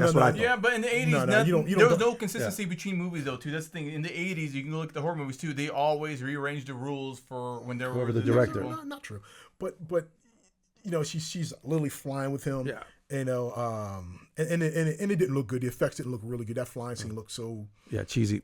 Well, that's because the budget wasn't there. Yeah, the budget was. You down, could tell, like you said, like all they had was a blue man in a film, and they just threw her. It looked like something like you could do on TV or on video. I thought she was just falling with grace, a la Buzz Lightyear. It's not a good movie, and I understand why people don't like it, why they put it at the bottom of the list. Like I said, I cut a little bit of slack. I think at heart there was a good movie there, and I think their hearts were in the right place. Chris Reeve went in and wanted to bring the film back to the glory days of the first movie. Absolutely. The time it came out too, I'm not saying that I'm more like how the superhero doesn't work, but you got to understand by the time 87 we got to 87, there was like a 4-year gap between Superman 3 and 4, and in that time, the heroes that we were starting to embrace now were different. We were starting to embrace guys like Rambo, and that summer, Commando. That summer there was another hero that came out that basically was the technical definition of RoboCop. I was going to sorry. An adult comic book movie that played a lot better, and it was RoboCop. Yeah. A far better movie, bloodier and violent, but you people really engaged with that character, but you also had Schwarzenegger and Predator fighting against his alien invaders. So when you're going up against those two big juggernauts of the summer of '87, and you come with a half-ass Superman movie, it just wasn't going to work. Had that movie came out in '85, you think it would have been better? With the same budget, no. Okay. No. What about the same plot with Nuclear Man? '85. I think it. No. I think. No. That's where I think it probably would have been better. I think Corey brought up a good point. Times are changing. We wanted something harder and heavier. RoboCop and Predator were like the two of the biggest films of '87. Because '85, I think it could have fit. That's what I'm saying. I think you were right. '85, I had Rambo. Oh, that's true. First World Part 2. You still could have done it. I'm not saying you still couldn't have done a more lighter hero, but the way they were coming about it was just they didn't have all the ducks lined up in a row, and you got what you got. Go ahead. So and it was the film. Like I say, Canon was trying to use this to like up their game to compete with the bigger studios. Kind of like with New Line when they finally did Lord of the Rings, and that kind of put them up on a level. Yeah. But like I said, prior to that, Canon was known for the low budget Chuck Norris movies and stuff like. And there's nothing wrong with that. That was their game. That was their lane. But they were really successful at that. And what they did, they made that bid, and Superman was like their ticket to really be respected, and they fumbled it. And Golden Globus, I think they were doing too much too soon. So, they were. They had too many projects in the can, and they were selling projects. Not to get off on a tangent, they were selling projects to investors before they were even made, and that's what they built their business on. And they were spread too thin. Unfortunately, the movies weren't bringing them enough money to recoup it to bankroll the next one. And like what Corey said, Masters of the Universe really hurt Superman 4. So I just feel that and me and my son were just talking about it because we just watched the most recent Superman. But just to me, villains are just super important, and I think that especially in the '80s, I'm maybe just ignorant to it, but I feel like when it came to Superman, they were like, everyone's here to see Superman. Let's just give them these mediocre villains, and Agreed. I feel that's what they did, especially in 3 and 4. So now, as far as Superman Returns, I was pumped up for this, but I was disappointed because I really wanted to see what Bryan Singer did, who was the director for Superman Returns, with X-Men 3, because X-Men 2 was so awesome and just everything that I wanted in an X-Men film. I wanted to see what Bryan Singer did for X-Men 3. Instead, he went with the Superman Returns. So I was excited because I wasn't let down in X-Men 1, and I was actually surprised with X-Men 1, and then very happy with X-Men 2. But when I saw Superman Returns, I remember I saw it with my buddy Riggs, and shout out to Mordecai, and we went to go see it. Shout out Martin Riggs. And then that's why I call him that, because anyway. And so we went to go see it, and there was a couple scenes that I liked with the whole bullet in the eye, and I on paper Kevin Spacey should have been the greatest Lex Luthor, because he's an excellent actor, very menacing, even though he's even more evil than Lex Luthor could ever be in real life. But that's neither here nor there. So I was just all in initially, and then when I saw it, I just never went back to it. I remember my ex-wife at the time was like, "Are we gonna go see it together?" Because I saw it with my friend, and I was like, "Yeah, we could wait. We could wait to the DVD." And because it just didn't do anything for me. You got Kumar whipping Superman's ass, which really pissed me off on the Kryptonite planet. Parker Posey, who I despise in every movie, from Blade, Trinity. Can't stand her in every movie she's in. Just something about her is just like, ugh. She just, gives me the sour belches, and I don't mess with her at all. And she was in this, and it was just trying too hard to capture 78 and 81's Superman 2, that it failed without doing anything new and interesting. And it just, I don't know. I watched it recently getting ready for this, and I still don't remember how it ends. Well, did it get a unfair shake? Was there like a long gap between 4 and that one? Oh, yeah. Did that Yeah. have anything to do with the Almost 20 years, right? 20 years. I think it was close No, to 20 years. it wasn't 20 years. It wasn't 2000, so 87 and then 2006. So that's what, 19 years? Well, because yeah, 19, yeah. Yeah. So Okay, basically right, almost yeah. 20 years. Yeah. So, I mean, it's just, I don't know. It's just, I wanted to love it. I thought what's his name was great as Clark Kent. He wasn't really a good Superman to me, but I thought he was great as Clark Kent. What's his name? Brandon Ruth. Yeah. I thought he killed it as Clark Kent. And I don't know. It's not memorable at all. I just don't remember it. I never go back to it. The only reason I went back to it because I was getting ready for this, and I wanted to watch it. I wanted to watch Superman 1, Superman 2, and then go into this one to see if it made me like it more, but it didn't. So. And see, that's what I did. But I did the extended cut of Superman 1. I did the Donner cut of Superman 2. Then I went right into Superman Returns. And for me, that works as a patchwork trilogy based on Donner's legacy. To me, when you watch Superman 1, it deals with fathers and sons, and again, the love interest between an alien and a woman from Earth. Tries to go for the girl, finally gets the girl, but he realizes he can't get the girl. Superman Returns deals with that same romance as the fallout from that relationship. And I really appreciate what Bryan Singer did with that storyline. I think it wrapped it up great as an alternative version to Superman 3. And I still like the father aspect of it because Martin Brando does show up in some scenes thanks to his estate allowing that. There's some extra scenes in there with Marlon Brando, which connects it to the Donner movies of Superman. Yeah. I know people thought it was a little slow, but I appreciated the storytelling of it because it was reintroducing Superman back into the movie audiences and connecting it to the Donner stuff. And so because of that, I was great with it. And I love the fact they acknowledged that, hey, he does have a son. What happened in 2 in the Donner... Well, you can technically say in both the theatrical cut and Donner cut, when he consummated with Lois Lane, that's still canon. And now he has a son. And you have to wonder in terms of the time frame of things... Because, again, we know, obviously, the movies came out in 78 and 81, but obviously movies don't work that way. So Right. I think it happened sometime shortly after the events of 2, he goes to go find But there's Krypton. like camera phones, and it's just that kind of took me out of it, too. Yeah, and I hear you on that. So we have to kind of, in our own head, imagine, okay, well, then, even though the movies were made in this year, probably we can assume for Superman Returns, it takes place relatively more to the current times. We just got to work with that. Because, again, he's making a movie that connects to something that was done 20 years ago. and I get it's not going to be a perfect match, but if you remove that from the equation, I think you might find a great Patrick trilogy that honors Donner's legacy. And that's my take on that. I think the acting was great. I did like, what's the actress's name that played Lois? Oh, Kate Bosworth. I think she did a great job on playing an actress that, she loved Superman. He left. And again, people didn't, she's not Margaret Kidder, but I liked how she played a woman someone who was kind of like hurt that this person she loved left her. He comes back into her life. She clearly still has feelings, but She had she's no still sarcasm. She wasn't like feisty at all, like Margaret. well. Kidder, If you piss off But a still, woman, no, still. still nothing. If you piss off a woman, you're not gonna get sarcasm or anything playful. But she's gonna change her personality entirely. You're gonna get her scorn. You're not gonna get any of the playfulness that you like. Yeah, but wouldn't she have the same playfulness with somebody else? Again, you know what I mean? Like it's a whole character overload. You have to understand though. This is through Superman's eyes. We're, as the audience, looking at it through Superman's eyes. Like, we don't know how she is with her husband. Yeah, we saw a quick couple moments, but the actress is playing this role as how Superman sees her acting towards him because she is mad at what she did. And I don't blame her because she became a single mother because of him. He was not around. She had to become a single mother to raise this little boy, and she finally found a great guy to replace that hole in her heart.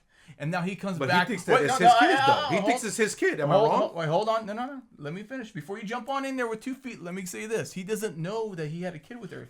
Superman was not... No, Cyclops thinks that's his kid. Doesn't Cyclops think that's his kid? No, not at all. Okay. Not at all. He started dating Lois knowing that she was a single mom. All right. Doesn't really know Jason's father at all. Okay.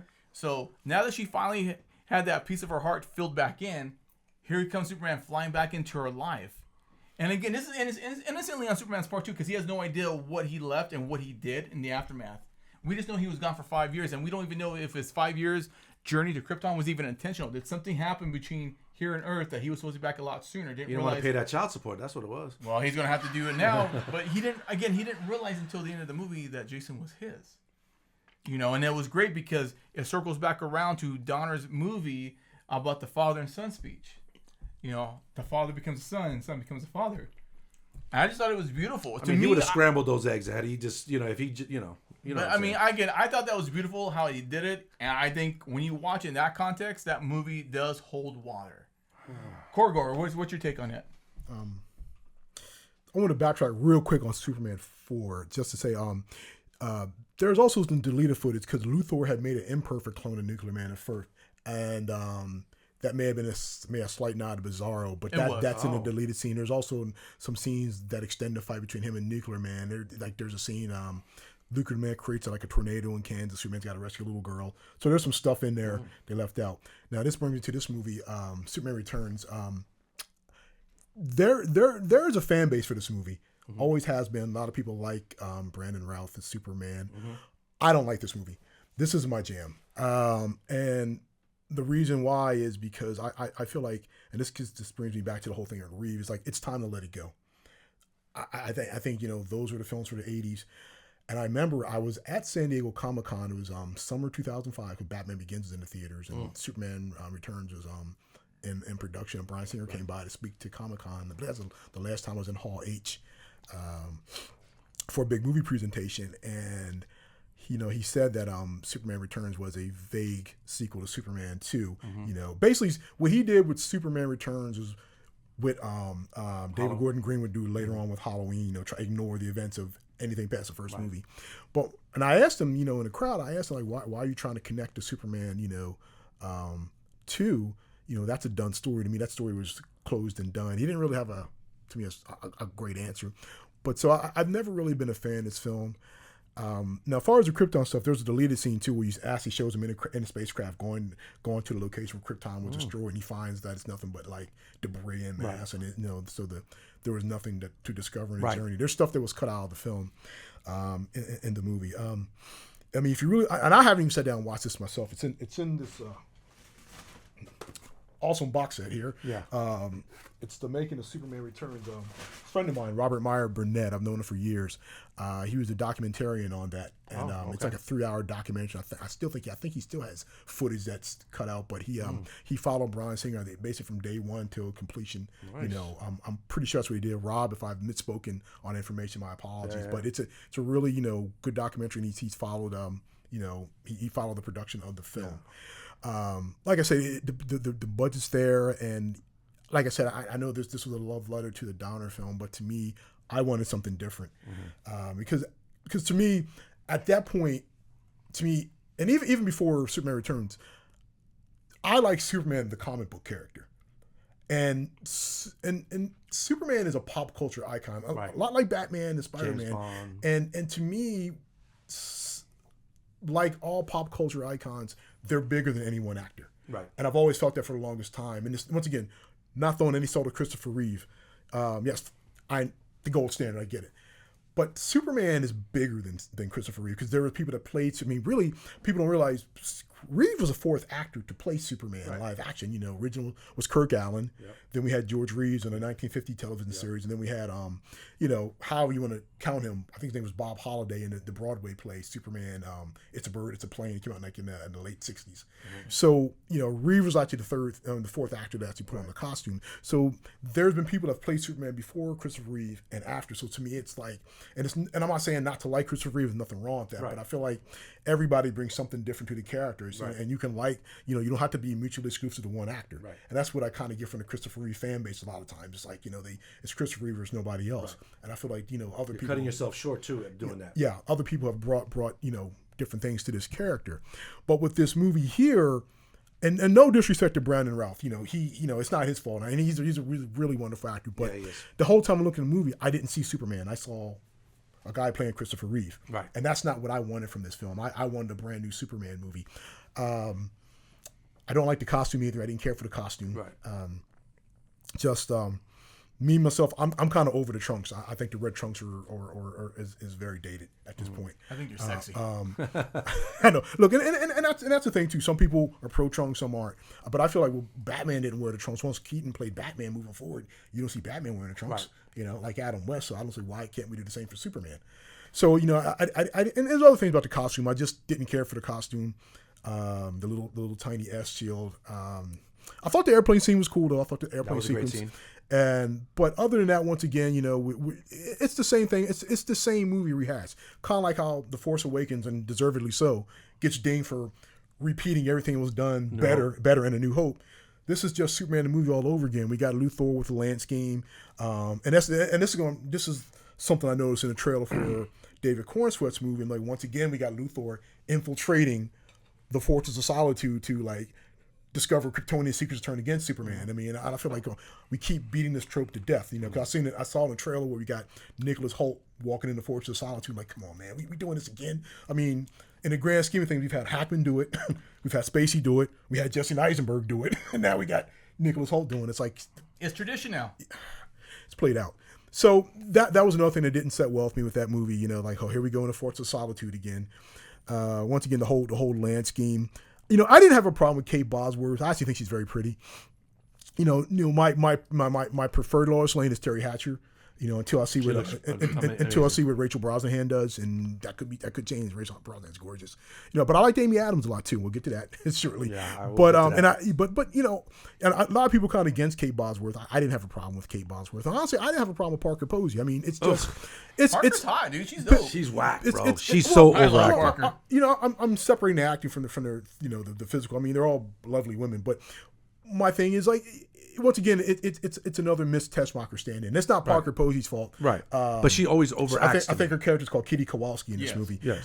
I don't think so. I mean, I liked her a lot in Scream 3, to be honest with you. But that's a whole other subject. We covered that already. Yes, we did. I hated it then. I've actually changed my view. I'm really a bigger fan of Scream 3 than I like Scream 3. But that's neither here nor there. So it's the actors. It's not. I don't blame any actors. I really don't. It's just that. I wanted something new and different and fresh. And you got to understand how this movie came about, because remember, we almost got a Superman movie in the 90s. Right, Nicolas Cage. Nicolas Cage, I was going to be directed by Tim Burton. And it was written by Kevin Smith. One script. There's a couple scripts, a couple different scripts. But I have the documentary. It's a really cool documentary called The Death of Superman Lives, What Happened. And that was going to be a story that's going to introduce Brainiac. And it seems like, we never quite get to Brainiac. Right. It's always like, he comes close, but he never quite makes it into the final product. So, like I said, in the movie, The movie didn't do bad to box office, but I think in relation to what they spent on the movie, I think it still wasn't considered. I don't know. I see two different people. They weren't two happy different, with the returns. It made a profit, but they expected. I think Like Batman Batman Begins had a higher profit margin, and they were looking at because they didn't spend as much either. Because I think what they were doing too is, and if someone out there is watching this, and if I'm wrong on this, please correct me. But I think they were including the money they spent on pre-production for Nicolas Cage's Superman movie that got factored into that. So there was a lot of money that went in before this movie came to light. Yeah. And like you said, Singer was going to do X-Men 3. I kind of wish he had stayed on X-Men 3. Me too. And because I would have rather seen it. I think Brett Ratner was going to do Superman. Returns, or was it? Was that the one that Rob Liefeld was talking? On Rob Liefeld's podcast this Thursday, he was talking about there was a one that J.J. Abrams wrote. Yeah, that was the one. I think that I think Henry Cavill had an earlier audition for. I think Josh Hartnett had audition because quite a few actors had auditioned for Superman back in the mid 2000s. Roughly the mid 2000s. And I'm not just a sidetrack. I'm not a huge X-Men fan. I think the best film is X-Men First Class, but that's another story. X-Men 3 doesn't bother me as much as other people, but I see why people didn't like it. He loves and it. I understand why people don't like this movie either. And I understand why people do like this movie because this film does have its fans. There are people that'll fight hard for this movie. Right. It just doesn't work for me. The effects are there. The production's there. Right. And then once again, the Kryptonite again. I'm a little tired of seeing Kryptonite every time it's Superman's movie, and the fact that I get the Kryptonite weakens him, so it's almost like giving him poison. So I can understand him getting subdued and beat up. Right. But like if you just strip his powers into normal man, I still think Superman has enough fighting knowledge that he'd still be a formidable fighter. Right. Even as a human being. So. Like I said, this movie came and clearly it didn't do what they wanted to because you know where we go next. Right. Which is great because it's something different, like that. Like you said, you wanted something different. So, Man of Steel to me it's right now it's my favorite Superman movie, even over the nostalgia part of Superman 2. To me, Man of Steel is just excellent from start to finish. It went somewhere totally different. Henry Cavill was born to play that role, same way Christopher Reeves, just like James Bond. Some people like Sean Connery. Some people like Daniel Craig. Sorry, I'm a Roger Moore fan personally. See what I mean? Too. Yeah. So, and then it just depends. Some people like Pierce Bronson. So I mean, to me, I'm sorry. To me, him as Superman just made perfect sense. The beard thing. Some people bitch about the beard. Like, how does he shave? You know what I mean? Like, shaves like this. No, very manly. He'll shoot lasers into a mirror and then just trim his beard. But no, I mean, he was just excellent. The fact that it was Zod again Zod to me, I just love seeing Zod and Superman, duke it out. Tell me, was Michael Shannon not? Oh, he was excellent, and I wanted to see more of Krypton. The opening scene of Krypton to me was just so epic that I could have saw a whole 2-hour movie just of Krypton and then go into Man of Steel. Because it was just this whole world. It was just inviting. It was very fleshed out too. Yes, it felt like it. Like from their fashion attire to how that society behaved. Yep. Russell Crowe killed it as Jor-El. Oh my God, he was amazing. Like he stepped into some. Here's the thing. I think Corey's spoken this too. Everyone looks at the Christopher Reeves movie. You know what I mean? With rose-colored glasses. And then you see Russell Crowe just effortlessly bring a unique take on Jor-El, which I love. Yes. The world of Krypton was beautiful and lush. It reminded me of something like you would see in a heavy metal magazine, not the music, but the actual comic, where it was just and the great movie. It was just epic and great. Michael Shannon, and I know you like Terrence Stamp, but Michael Shannon. Oh, but I like he was like Michael Shannon was dope too. And it kind of goes to what Corey said. You don't always have to go with the same actor, and I think this is a good point of. Another actor, a great actor, taking a different interpretation with the storyline and just made it his own. And they exceeded. They exceeded. General Zod almost sympathetic because again he was doing his job. He was born that way, so he was the job. This comes first. It's my duty. It's my duty. And to me, this is the first one of the few comic book movies where I look at it's more science fiction than superhero because it really emphasizes the alien aspect of Superman. Mm-hmm. And I really enjoyed Snyder's take on it. No, I like the costume. My problem is Lois Lane in this movie. To me, she's more personality-wise, look-wise, Lana Lane. She just reminds me more of Lana Lane to me. I didn't get that. mean, I got I'm because right I would there. have. So what's her name from? She was in the new Child's Play movie. She was Andy's mom. I didn't see that one yet. Okay, so I Oh, can't. you're talking about the one that you bought me, the reboot? Where Yes. it's more of the Yes, robot? with- Okay, it's been a couple years. And I can't since- remember the actress's name. To me, she would have been a perfect Lois Lane. She's in Park and Recs. She was in Scott Pilgrim versus the World. She's with the glasses. But she would have been my fan cast as Lois Lane in terms of like the sarcasm. She has great sarcasm, great comedic timing, and the look. She looks like she could have been a good Lois Lane. But that's my only tiny, small little nitpick on Man of Steel. A lot of people bitch and moan about them about Superman killing General Zod. It wasn't like he killed him in cold blood. No, It was it like, there, wasn't. motherfucker. He had to. And once he breaks his neck, he screams, like I can't believe I did this. He has remorse, instant because remorse. he had no choice. He had no choice. He had no choice. It's them or these, like He had broke no- his rule. He broke his Right. rule because he had to do it to He had save to. a family. It's like people Right. are like, oh, he murdered. He didn't murder. He had Right. to. He had to do something. He had to make Otherwise, a family decision. of 3 would have been killed. Right. Yeah. He had to make a moral decision on that. Right. And you can say that for anybody in law enforcement or a soldier, where Right. they may not be killers, but they're put in a situation. What do you do? You know Yep. what I mean? And What's it was the moral compass. decision? Yeah. And it was. I mean, he had the. Was it the moral high road? What can you have done at that point? Do you choose a family or do you choose a Someone said murderer? gouge his eyes out. You know what I mean? I think that's ridiculous. You know what I mean? Break this fool's neck. Done. Well, I think in the comics they show you can't really gouge out their eyes either. I think Wonder Woman tried and she failed on that. So I mean, to me, a lot of people hate on it. I think it's fucking perfect from start to finish.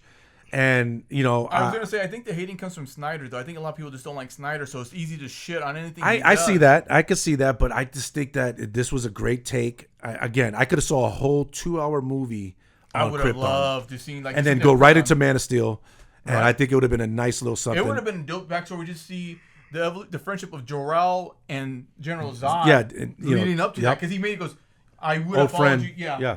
Like you could tell they had a friendship. Like I would have followed you. I don't follow the man you are right now. So I mean, I think it's a great movie. I mean, I another one. I could just drop the remote if it's on. I'm watching it. And sometimes even if it's not on, and I'm like, fuck, I just want to watch Man of Steel. Yeah, you know what I mean. And it's just to me, he could do no wrong. And I wish we would have got 4 movies.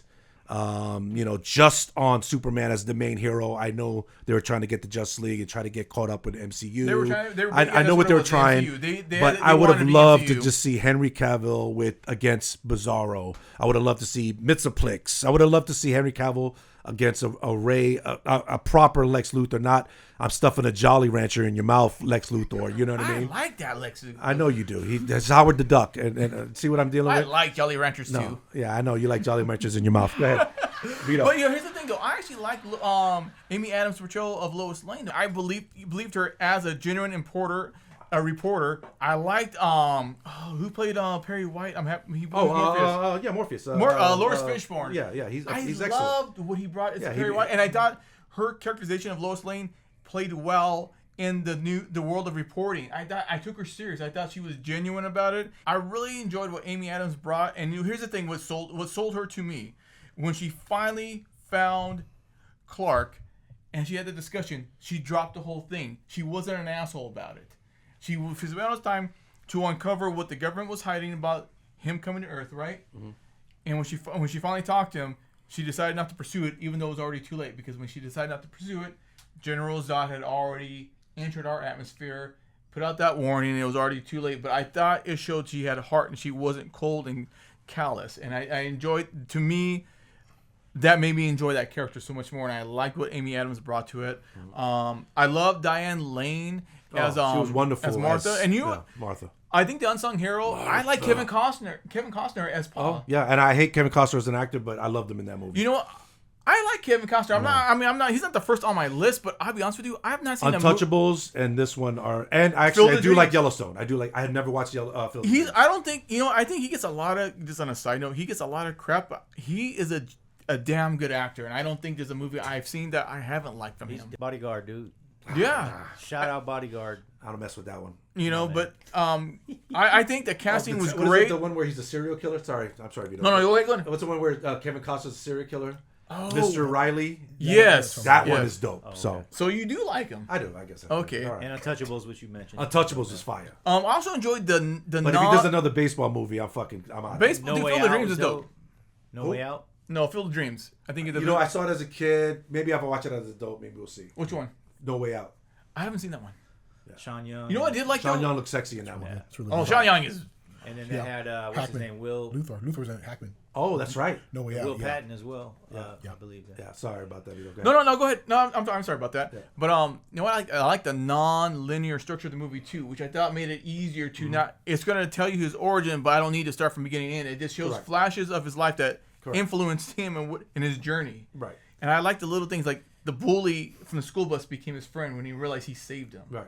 And how his parents be like, "Oh, you saw nothing." I mean, I like how they would play with it. And again, you can only do so much in a 2.5 hour film, but I like the little images that Zack Snyder did. Right.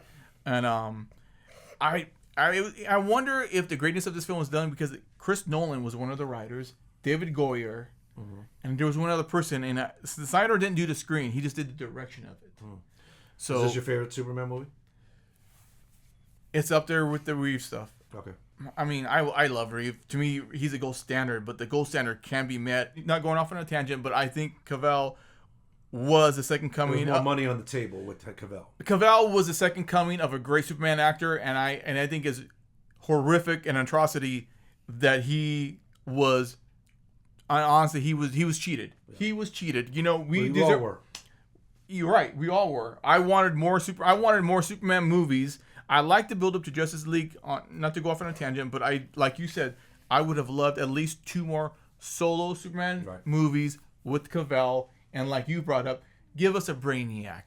Give us something. You know what I mean? Give us, show us Ultraman from like Earth 3. You know, expand on his villains, and we didn't get that. And I think the one who suffered the most was Kal-El because that dude is amazing. Yeah. Like that dude can act, and he was Superman, and it's a shame what happened. But that's my take on that, Korgor. What about you? Once again, there's a lot of stuff going on here at this movie. I like this movie a lot, but I do understand. I see the problems that people have with this movie, and I'm going to say probably at least 50% of this movie. Why this movie I think is liked is Henry Cavill. To me, he is the of all the live action Supermen, he is the most physically, lack of a better, the most physically impressive of all the Supermen.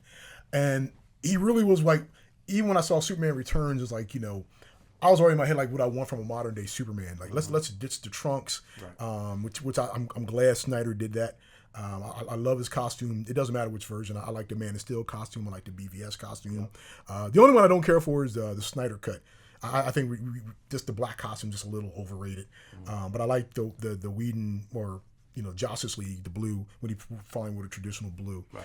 But he's and the thing is that it's he needed to be that because let me take a backtrack. It's a good thing that he looks so awesome as Superman because what we don't really talk about, fail to realize is that half the charm of making a comic book movie work is getting that lead character to look like they stepped out of a comic books. We can talk about story, and the story is important, don't get me wrong. But if you don't look like what you think Batman should look like, or if you don't look like, if you don't look good in a Spider-Man costume, You won't believe it. You lose something there. And this guy was everything that a modern day Superman should be. I mean, the dude, the physique, he put in the work. His physique surpasses Christopher Reeve's physique. So that alone is half the battle with this movie. Sorry, I'm stomach rum a little bit.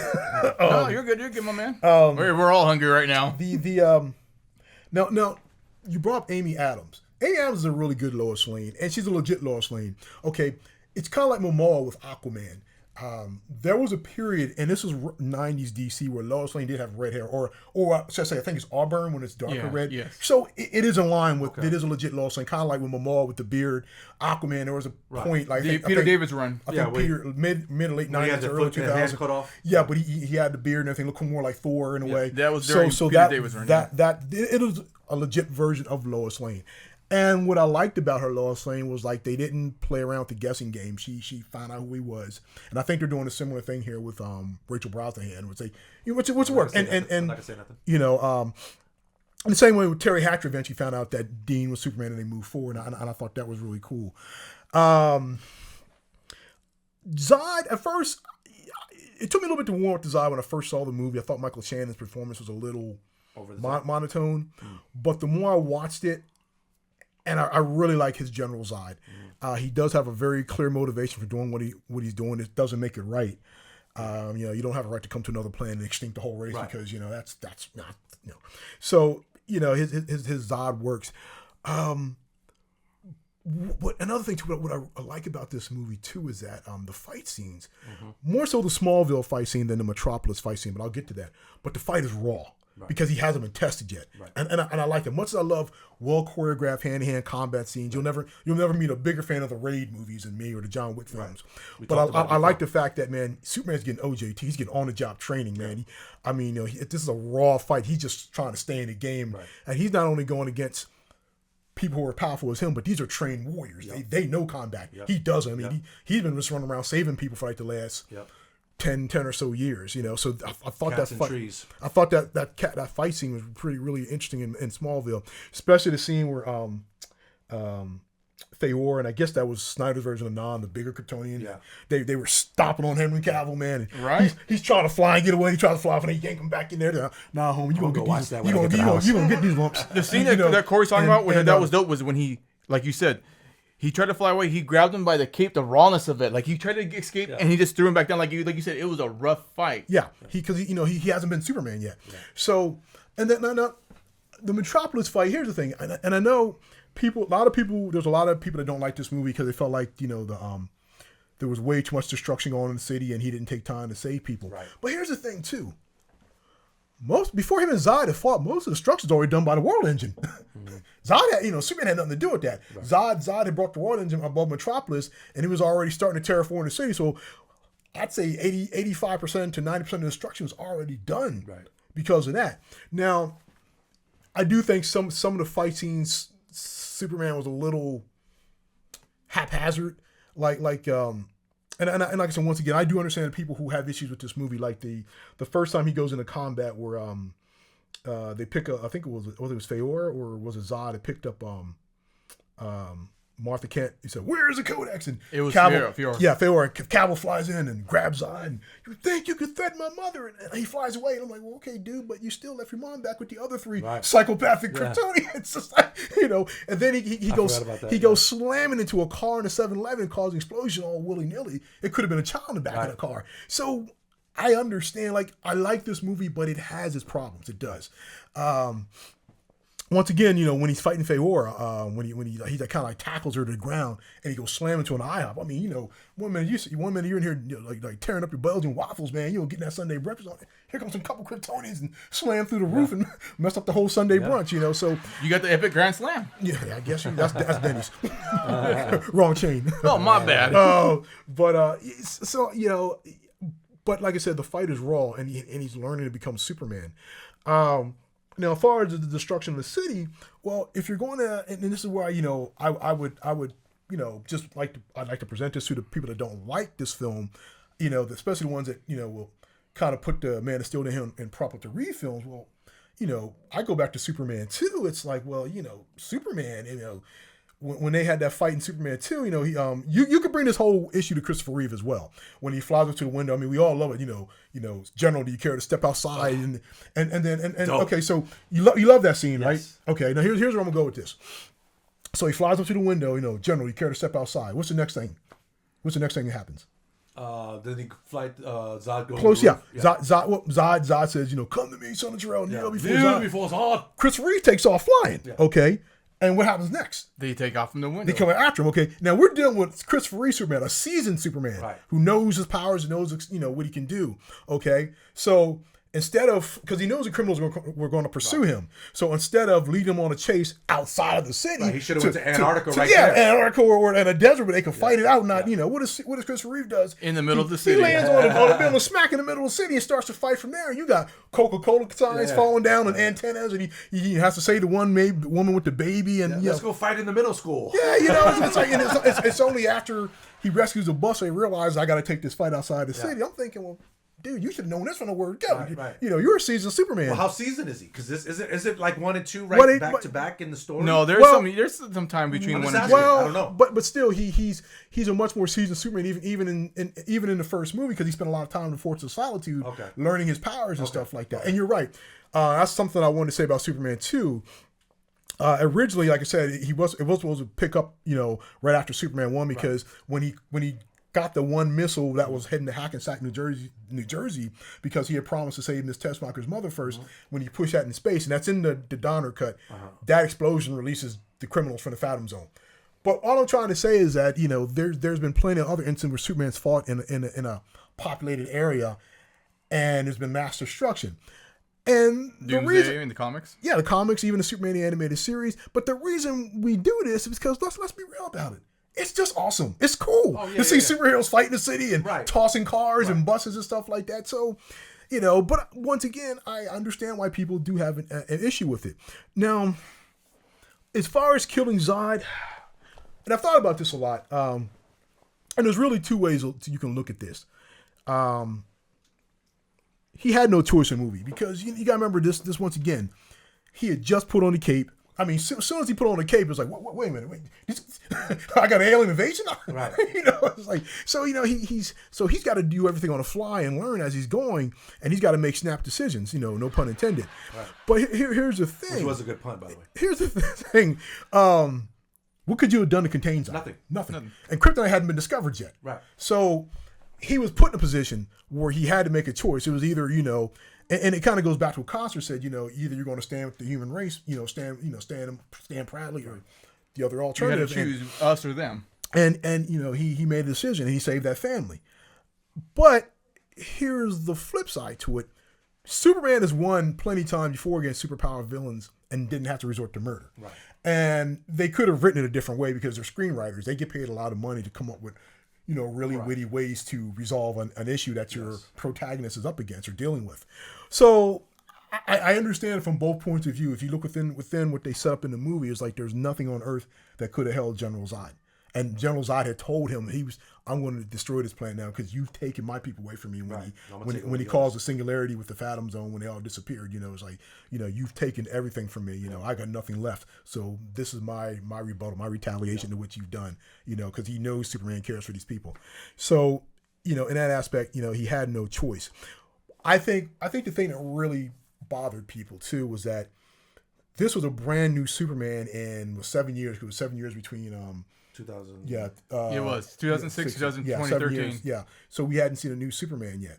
And the first thing you have this new Superman do is kill somebody in his very first movie. And I don't think that sat well with a lot of people. Mm-hmm. And I can understand that too. Personally, I'm not a person. I don't want to see, I don't really think Superman has to kill, but I don't have a problem. From a narrative standpoint, I don't have a problem with Superman actually maybe dealing with that issue, maybe eventually coming up against an enemy where he absolutely has no choice. It's like, I've tried every other way possible, and the only way to stop you is to end your life. But I think that's something that should have probably been explored a couple movies down the road. Mm-hmm. Maybe once we had established the Justice League, maybe they're up against Darkseid. Right. And he's wiped out the whole team.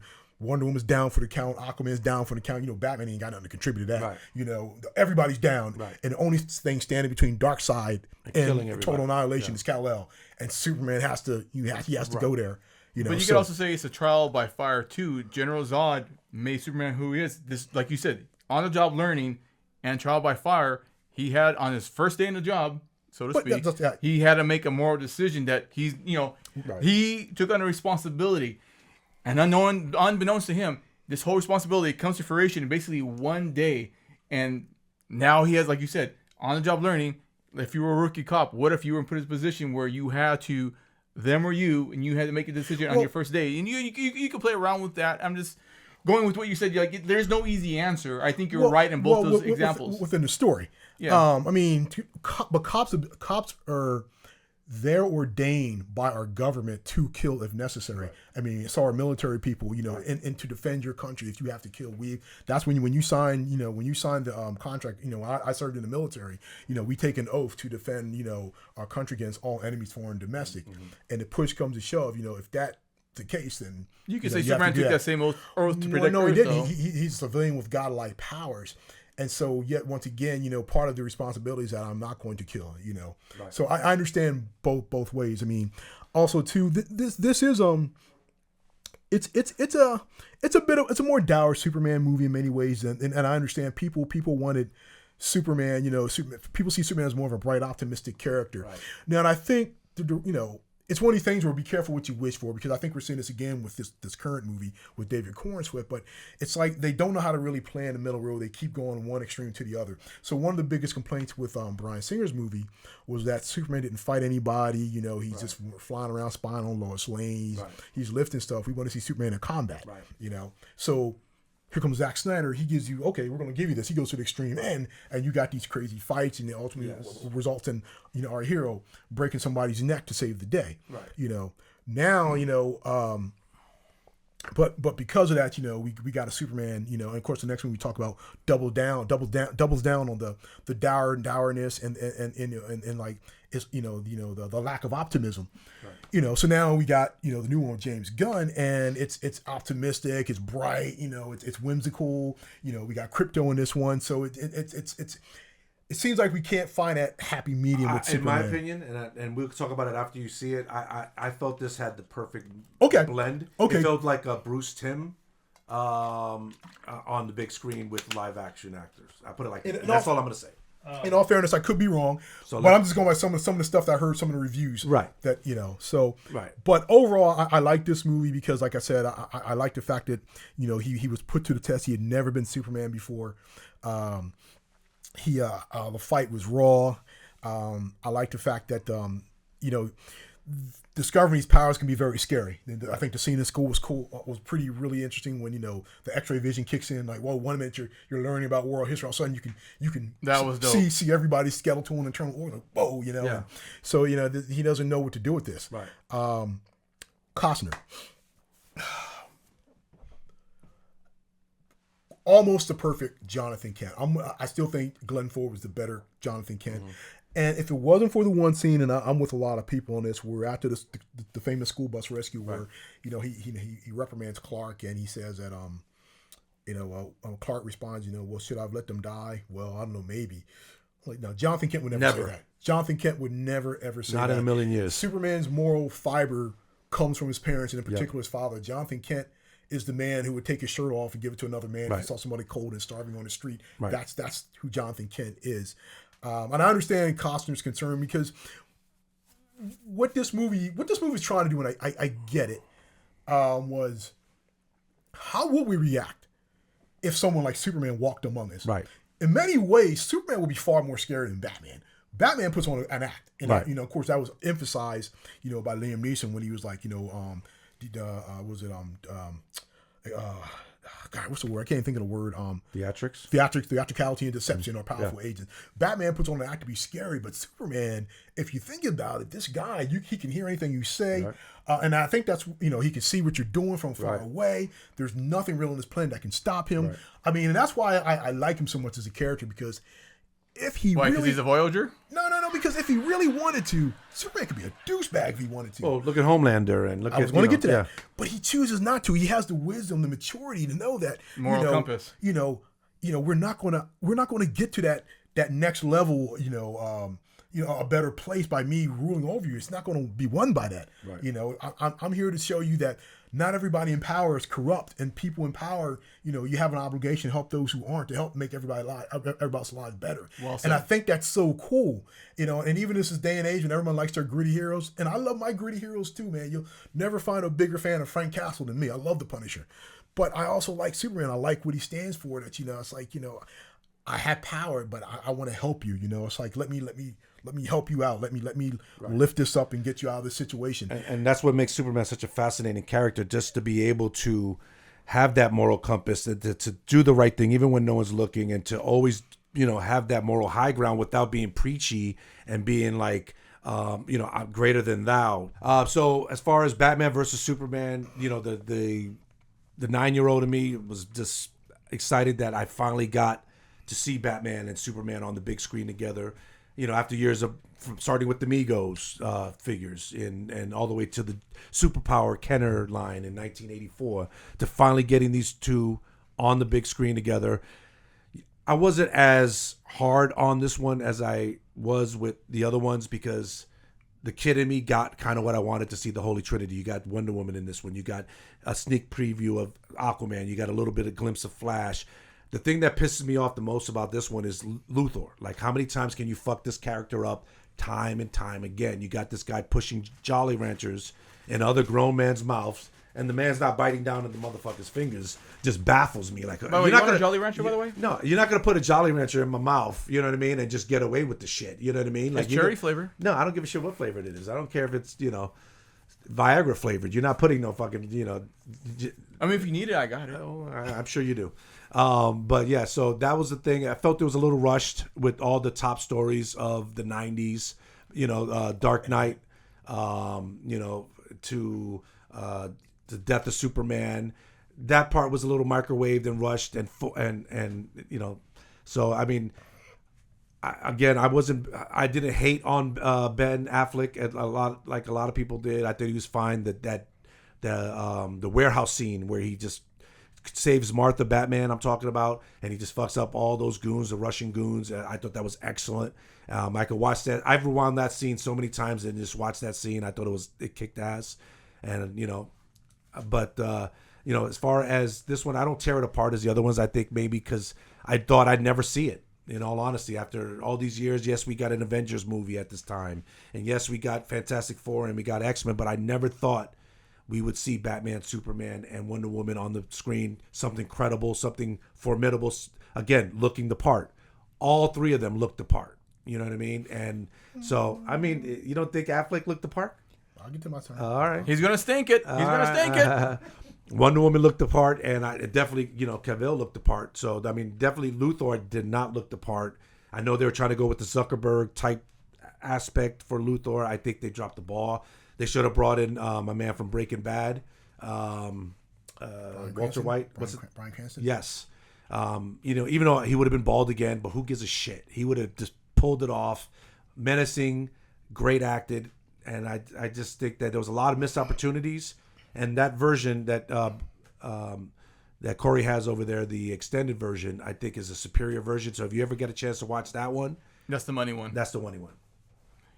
And again, I agree with everything that he says on that. However, I did enjoy this version interpretation of Lex Luthor. I thought it was fresh for all the reasons why Spawn didn't like it. And this is it comes down to a matter of taste. I really don't know what else to add to that. I think you did a great job in breaking it down. The extended cut. You liked the dude as Luthor? I did, actually. I enjoyed it. I thought the extended cut should have been the cut that was originally released. I enjoyed the movie when it first came out. Since owning it at home, I cannot watch the theatrical version. I have to watch the extended cut because I think the extended cut fills in the story. It feels faster paced because you get more of the story. Like, it's a longer movie, but it plays so much faster than the theatrical cut. Other than that, I don't know what else to add. What about Batman? Did you like? I thought Ben Affleck sold it. To be honest with you, I wasn't too sure. I know I like Ben Affleck. I'm a fan of his movies. I know he can act. Mm-hmm. Wasn't too sure of the casting choice, and then when I finally saw the end product, he sold me. Like, to me, it's a shame, along with Kal-El, that I won't see any more Ben Affleck as Batman because I really enjoyed. What about Batman being taller than Superman? Were you good with that? I didn't really notice that, to be honest with you. Right. In all fairness, a lot of people nitpick that thing, and I'm like, who gives a fuck? But I didn't notice that. Did you notice that? Yeah. Oh, yeah. Did you notice that as well? I think in real life Ben Affleck is taller. He's little taller than Henry Cavill, but in the movie they were facing each other face to face. So. See, I know normally in movies, because I know you work in the industry. Normally they do a pretty good job on I wish I could work on something like that. but don't they normally compensate that by having him stand on some brick or something? Yeah. I mean, like for example, Mr. T. I don't think he's a particularly tall guy, but they had to make him look bigger than Rocky. Yeah, right. To have that imposing figure that Rocky had at his feet. So Yeah. But yeah, I And never. Dolph Lundgren was actually 5'2". Really? No, I'm just kidding. Dolph is tall. Yeah, I thought isn't Dolphin like 6'2"? Yeah, he's tall. He's No, tall. I was guy. just busting balls. But no, I enjoyed the casting on that. Like, to me, he sold it. And I will say this too. I think, as of right now, anyway, BVS is the closest we'll get to a cinematic interpretation of Frank Miller's Dark Knight Returns version of Batman. Okay. And so you were happy to finally see Batman and Superman and Wonder Woman on the screen for the first time ever. The whole Trinity. I was even more elated because I was happy for that, but I was even more elated when I finally saw a close approximation of Frank Miller's version of Batman on screen. I was so happy for that. That alone sold me on the movie. And again, the extended cut, God, just enriches this film so much. Like, I would never watch a theatrical cut again. Yeah.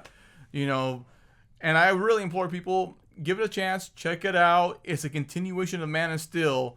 I do agree with you in some aspect. The Doomsday aspect, I agree with you. I think you worded it perfectly. It does feel microwaved and a little rushed, but we know the politics why. And you know what? I'm okay with that as a fan because you know what? If that's what it took for me to finally see this on film, it is what it is. I'll take it because I haven't seen it since in the prior 40-some years. So I'm happy with that. What about you, Korgor? You seem to be... You're stooling over something, my friend. What's itching your ass? You. Yes. No, my Welcome to finger, my world, my brother. fingers are in my Welcome pocket. to my world, brother. I can move closer though if you like. No. All right, here we go. Stinky Pinky? The best version of these two iconic heroes meeting together, and it'll never, so far, until I see what James Gunn does down the road, is on Superman the Animated Series. Yes. And I believe it's season 2. It's a 3-parter called World's Finest, which is an homage not To to the comic. the World's Finest comic books, I think in the late 70s, early 80s, when it was that monthly issue of Superman and Batman teaming together to fight whatever problem they confronted. So, with that in mind, I'm not a fan of this movie. I think, and this is where everything went wrong for Snyder, Warner Brothers. A lot of stuff going on once again. I repeat that because there's that. Clearly, this was a decision made out of greed, and it once again shows that Hollywood doesn't learn their lesson. What we should have gotten was Man of Steel 2, another movie that further built this universe. And because he was already dropping nuggets in the first movie that Batman exists. We saw the Wayne satellite that him and Zod crashed into in a conflict. We saw a lot of LexCorp items, businesses, and stuff like that. So we know that these characters are here. Man of Steel 2 could have expanded on that greatly, And then by the time we get to a third movie, maybe then we introduce Batman. This is a movie that showed me, that really made me question enough. I don't know Zack Snyder personally. He's in a far better place than I am as far as his success. But it made me question, does he really like Superman? I don't like this movie, and either version doesn't work for me. Because I bought the extended version on faith, to give it a college try, because I didn't like the theatrical version. The extended cut doesn't work for me either. This film seemed like it hates Superman. And see, I have a big problem with that, because it to me, the film has showed a lot of favoritism towards Batman. We never really, to me, got a cool fight scene with Superman in this movie. I didn't like the fight between them. Personally, I could care less about adapting Frank Miller's The Dark Knight. I think that's part of the problem why people have this perception that Superman is not as good as Batman because of Frank Miller. Nothing against Frank Miller. Don't know the man. But I was there at ground zero when the book came out. I was heavily into collecting comic books. And I noticed, almost like overnight, a shift in the perception of Superman when The Dark Knight came out. He's a wimp. He's too powerful. Superman didn't earn his powers. Batman had to work to get his powers. He's a better hero. And anytime you talk about these two, going against each other in physical combat, I don't know how many times I've heard every fan pulls out that excuse out about, well, prep time and Kryptonite Batman. Oh, here we go with that nonsense again. Look, Superman really wanted to, man. He could have mopped the floor with Batman. And I firmly believe Superman, there's someone put the saying out. I forgot. I think I saw it on the internet. Superman doesn't lose to Batman. He just chooses not to win. Right. And the movie did touch on that because Kal-El did tell him, stay down. If I wanted it, you could be dead already. Right. But I felt like Snyder, and maybe even Chris Terrio and David Goyer are so obsessed with dark and gritty that this film was always designed in Batman's favor, and it didn't set well with me. I would have much rather the fight been a little bit more even. You know. I thought it was when he's tapping his jaw, and then all of a sudden, it wasn't. He's even. like, "Oh shit!" Like it's doing nothing. No, it wasn't even. I mean, Superman got 1 or 2 licks in. I mean, he picked Batman up and tossed him through the building. But then as soon as Batman laid the kryptonite on him, Batman did a karate kick on him, punched him in his throat. You know, stomped on him. I hated this fight, and it was. Let me go back. In the fight. The fight was very unsatisfying to me because also too it doesn't account for Superman's intelligence.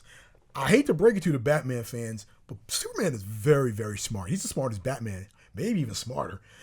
So I understood that Ben Affleck got him the first time with the kryptonite, but Batman should have never even gotten a second chance with that kryptonite gas pellet. Once Superman knew what it was, Batman should have never gotten a second chance, but then, you know, Henry Cavill rushed him and he shot one more off and that weakened him again, and then he put the grappling hook around his leg and he slammed him to the pillar and he had his foot on his throat. I just hated it, man. Just like, man, you know, this is really crapping on Superman for no reason. Right. Superman didn't deserve this.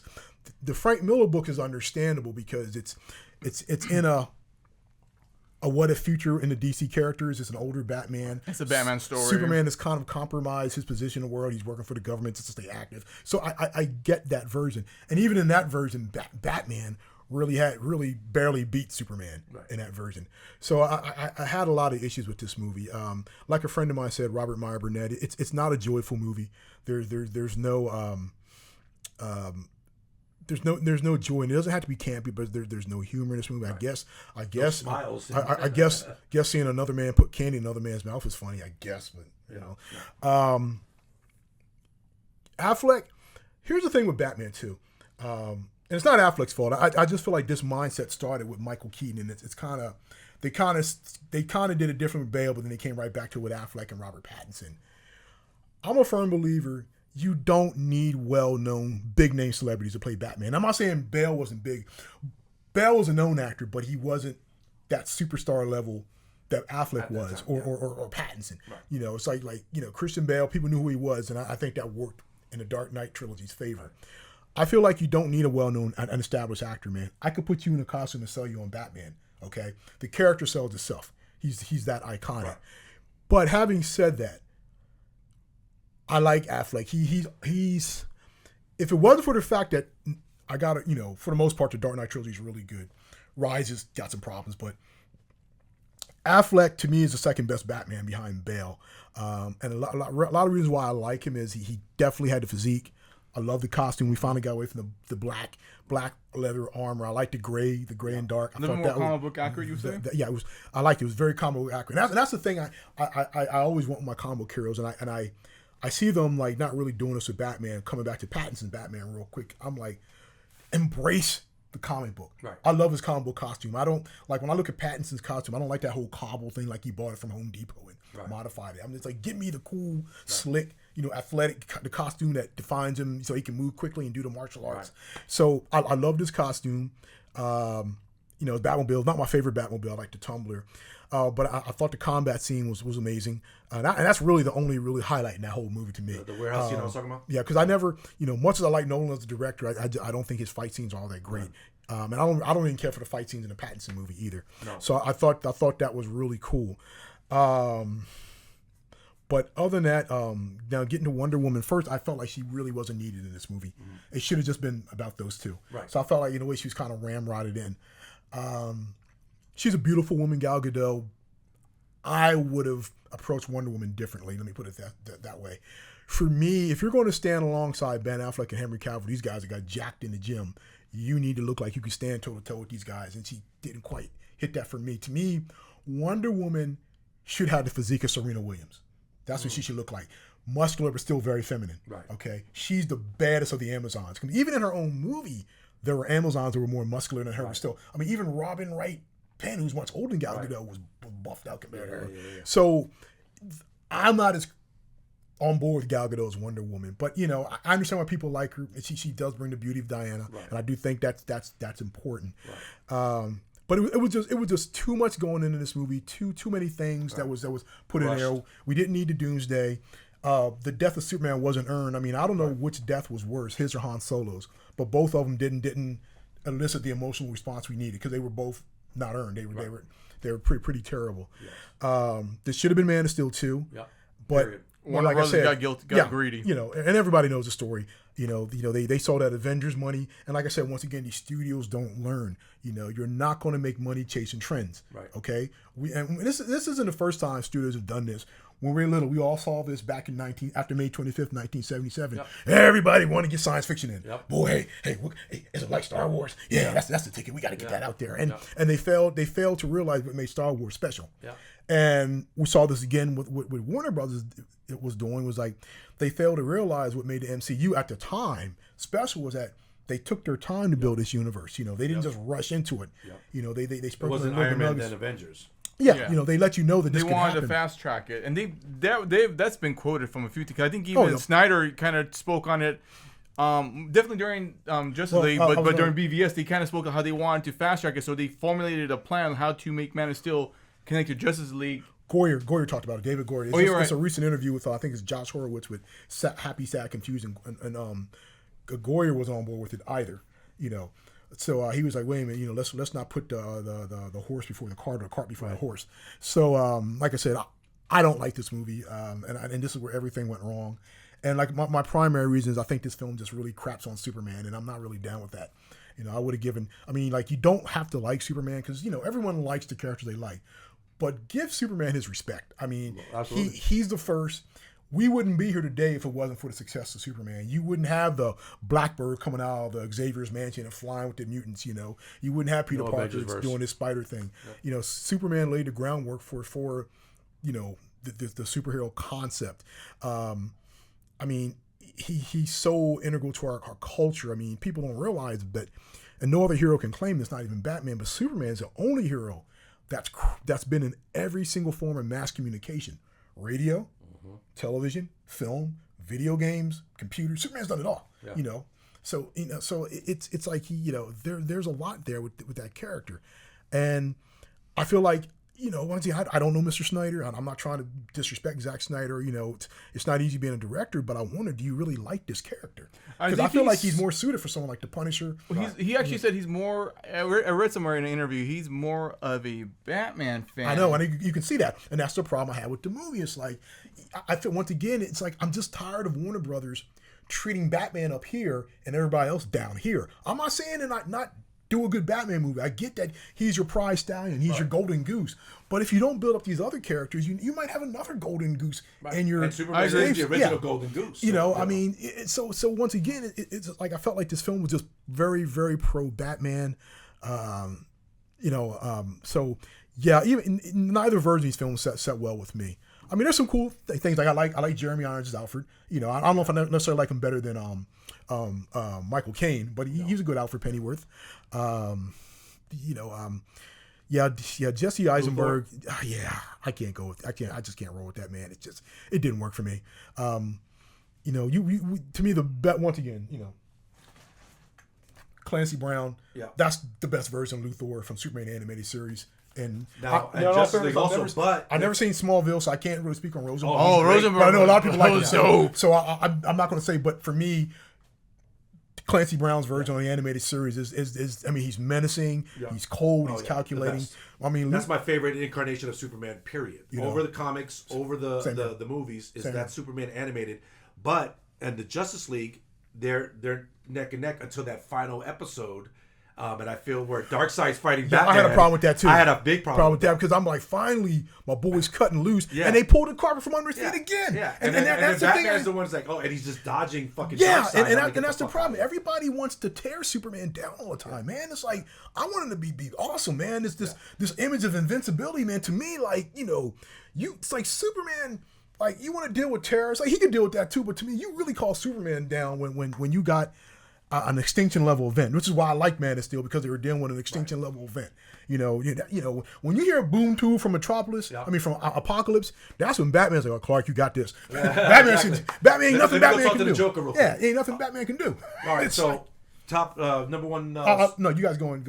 Okay, go my order first. Are we ranking our movies now? Yeah, let's rank them. Do you want? Yeah, let's rank them. Okay, so I'm gonna go. My ranking would start with this. I'm gonna have the number one spot shared with 1978 Superman and Man of Steel. Number two rankings are going to be shared with Superman 2, both the Donner cut and the Frankenstein Lester Donner cut. BVS, Superman 3. And third is going to be shared Superman Returns. And then fourth, Quest for Peace. I mean, that's all of them, right? Over 3? You already said 3? I'm 3 is sharing the number 2 spot with both cuts of Superman 2, BVS. Oh.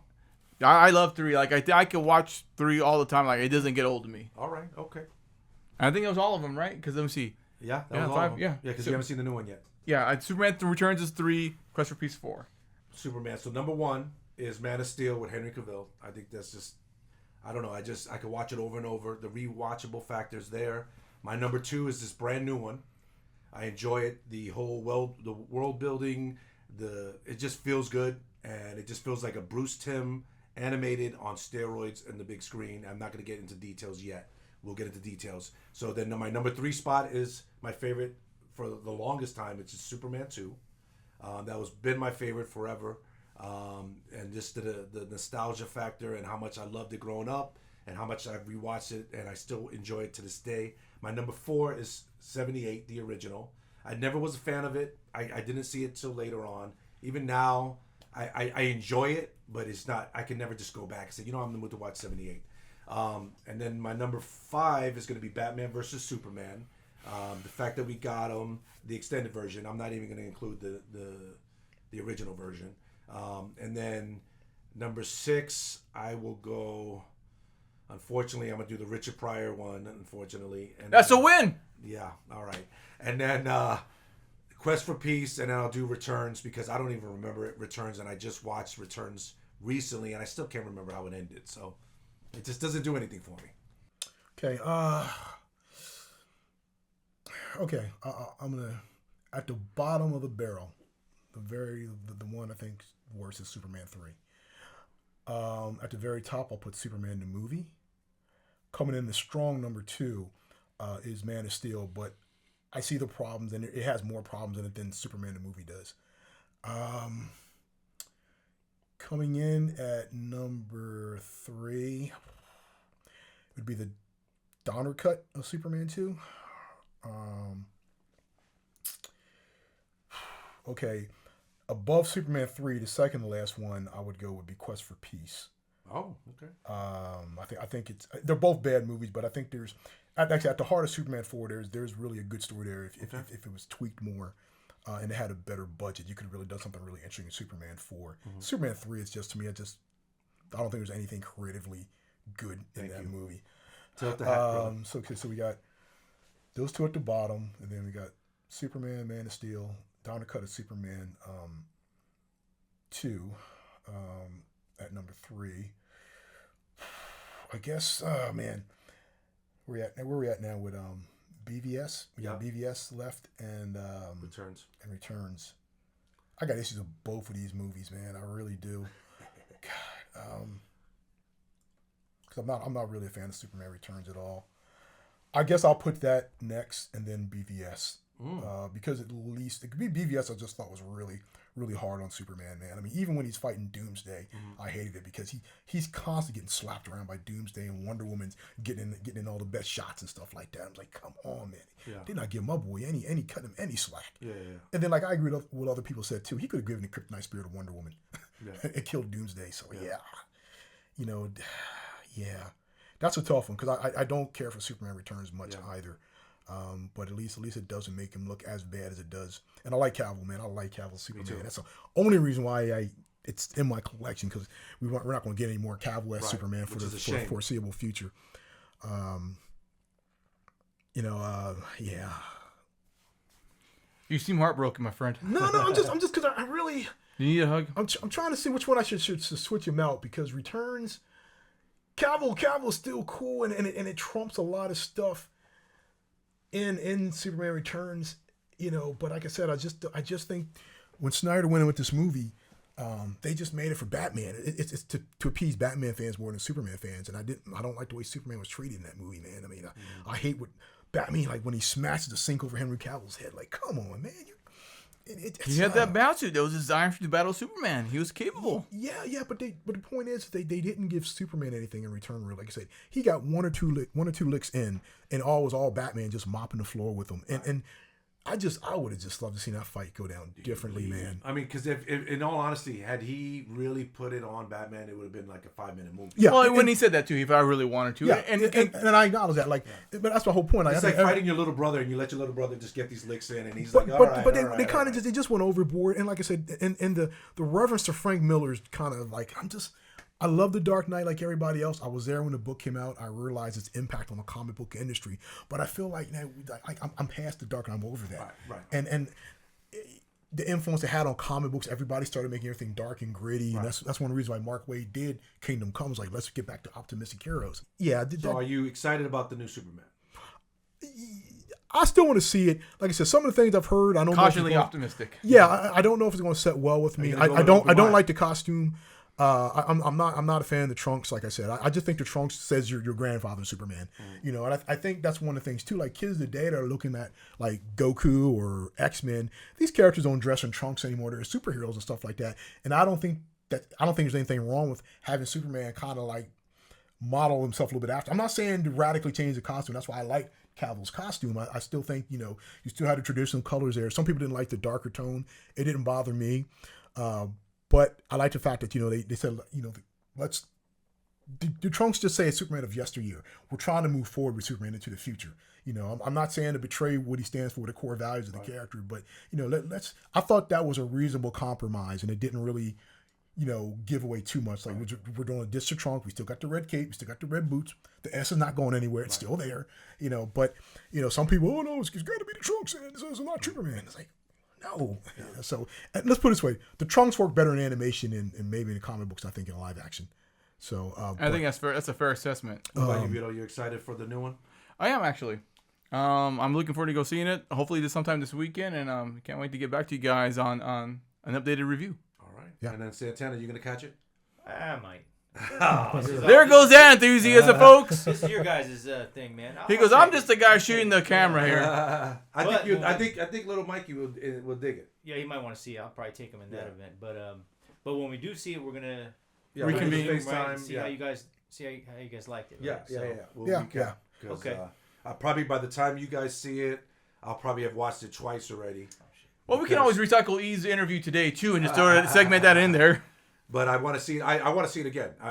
So if I had the time, I'll put it like this, and I'm not going to give any spoilers, and I'm not trying to hype it up too much. It's just what I like. It was unadulterated. It was unapologetically a comic book movie. And nothing wrong with that. And I'm good with that. Nothing wrong with that. Yeah, and it felt good. So I can't wait to watch it again. If I had the time that on Thursday night, I would have bought a ticket and rewatched it. Okay. And I haven't felt like that since Hangover 1. I'll put it like that. And he said, too, earlier, if he didn't have to come here today, he would be at the theater right now. I'm on board with that, too, because I just, and not just Superman, all these properties across the board, embrace the comic book. Yes. You know, because it works. I'm not saying it has to be so goofy that it turns off an adult, but, like, you know, for example, like, to me, like, I know people are riding hard this Pattinson, Matt Reeves Batman, but I feel like I want to see comic book Batman. Right. You know, give me. I'm tired of seeing the Joker 50 million times, right. Man. You know, I'm tired of hearing about Sal Maroni and you know, what's the other one? Look, Falcone, I mean, that's the only role I have in the film. Like, why can't we get Man-Bat in here? I'd love to see, or Killer Croc done right this time. You know, I want Batmite. Give me Batmite. I want the advanced scientific gadgets look like something Batman got from the 21st or 22nd century stuff that, you know, cutting edge scientific technology and embrace that. Right. He can still be the tough, rough and tough Dark Knight, you know, that we all like. So let me ask you this real quick. Did you like the Legos Batman movie? It was fun. Yeah. It was fun. Can I know that's kind of, it's Legos, but it's kind of in tune to what you were looking for. Something embraces more comic booky. That's a little too whimsical, but it was a fun movie. But I understood where they were coming from. Right. You know, I would like to review something similar with the Batman down the road. If you guys are down for it, if Santana's down for it, I'm down to shoot it for sure. Yeah, are you because I won't watch the movies, but I'll let you guys go on camera. I mean, I like them. All right. They're dope. But I'm not into them like you guys are. I can watch the Batman movies anytime. Corgor will be like, I might take a pass. I did like the one with Robert. What's his name? Robert Pattinson. Yeah. See, that's my thing. Like it's I know everybody, it's with Batman, it's dark and gritty, and it's like, yeah, okay, I get that, but to me, aside from the detective work, which a lot of people made a big deal about, and I know this is about Superman, but like the Batman didn't do anything that I hadn't seen already. To me, it was just walking down a road that was already paved by Nolan. Like this whole keeping it grounded and realistic, there's nothing real. There was one thing there's nothing realistic about Batman. And that's the one thing I like about Superman as a character is like he wears that the character wears that the fantastical on his sleeve. Like either you're on board to fantasy or you're not with Superman. Right. With Batman, everybody's always come with these excuses and oh yeah, Batman's gotta be grounded and yeah, he should wear this and this. And I just like no, like he lives in this fantastical world too, where you got a criminal whose skin is chalk white with red lips and green hair. It's like people try to like say that Batman's a paragon of. There's some people that do this. Try to say that as a superhero, he's believable, he's real. Like, no, this guy's jumping across rooftops, and it's just not. It's nothing. I mean, you never jumped across rooftops yourself? I tried it once. That's what it is. So you're bitter because you couldn't do it. So my problem with the Matt Reeves one was him just knocking on the doors. Like he's the fucking Avon lady. And you know what I'm saying? Like, I liked it with Nolan, where he's coming to the top at the club. You know what I'm saying? And causing them damage. Instead, he's knocking on the door of the fucking criminal. You mean you're okay that Robert Pattinson wasn't even built like he could kick ass? Like he just looked like he had like not. I wasn't okay with that either. But it was the story had me. I was so compelled with the story. And, the story was good. Darkness. I enjoyed that. I was able to overlook that. Was it perfect? No, but my problem was his Bruce Wayne was more Eric Draven than Bruce Wayne. Yes. But Vito brought up a point. Going back to Batman versus Superman, I did like the workout scene. I thought that was cool. No one's ever shown Bruce Wayne working out and how he stays peak physical condition. Right. I thought that was cool. But what was funny though, I forgot this guy, and I think his first name was Harley. It was on a YouTube channel I saw years ago. Shortly after BVS came out, he had a very interesting point about that. So you see, we got my boy Ben out. He's working on. He's getting his triathlete, his cross training on. Yeah. He's doing pull ups and he's pushing the thing with the weight and the chains. He does all that only for Superman to just pluck him across the roof.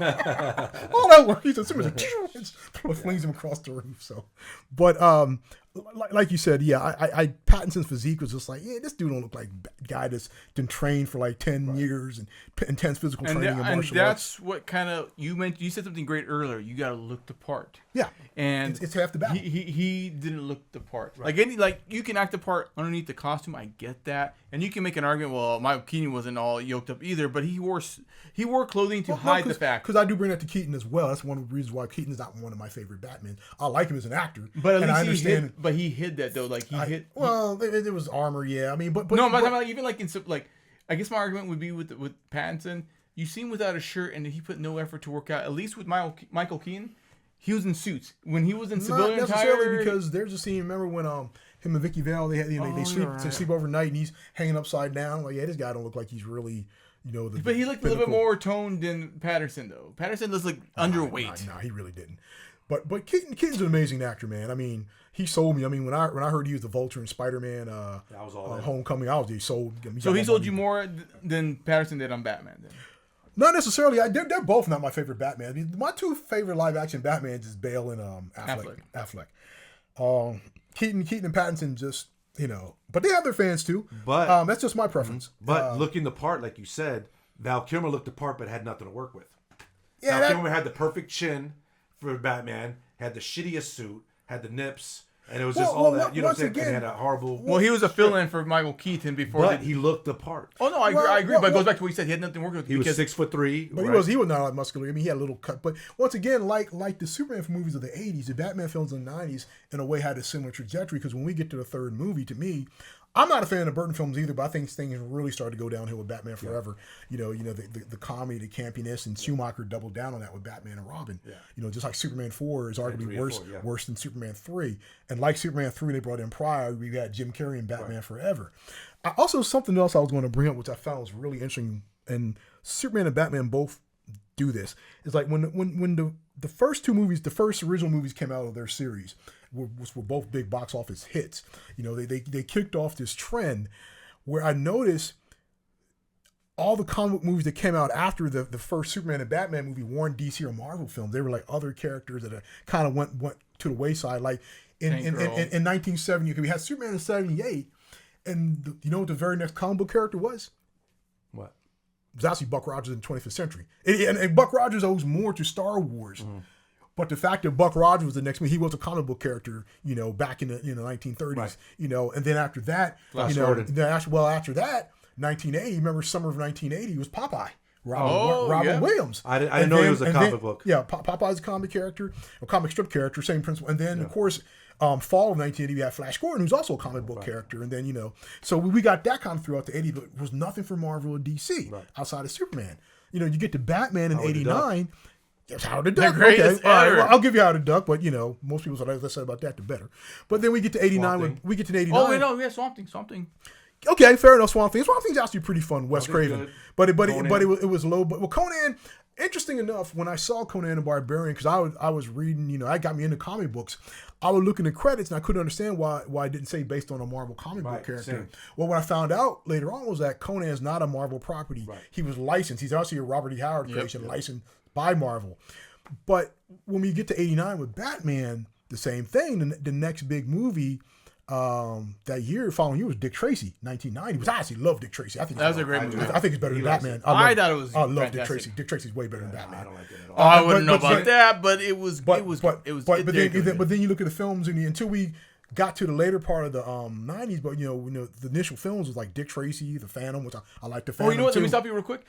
I think I know why you like Dick Tracy more than Batman. It was a passion project by Warren Beatty. He loved the character. No, he liked the character. That was a passion project. He bought the rights. He made sure he directed. He personally invested into that movie, and I think that's where it shows too. Where Burton was a director for hire who kind of got into the character. Warren Beatty been trying to bring this character to the screen for some time, and I think you can see the difference between a passion project and someone who gets into the character work for hire. Yes. The thing is, it's.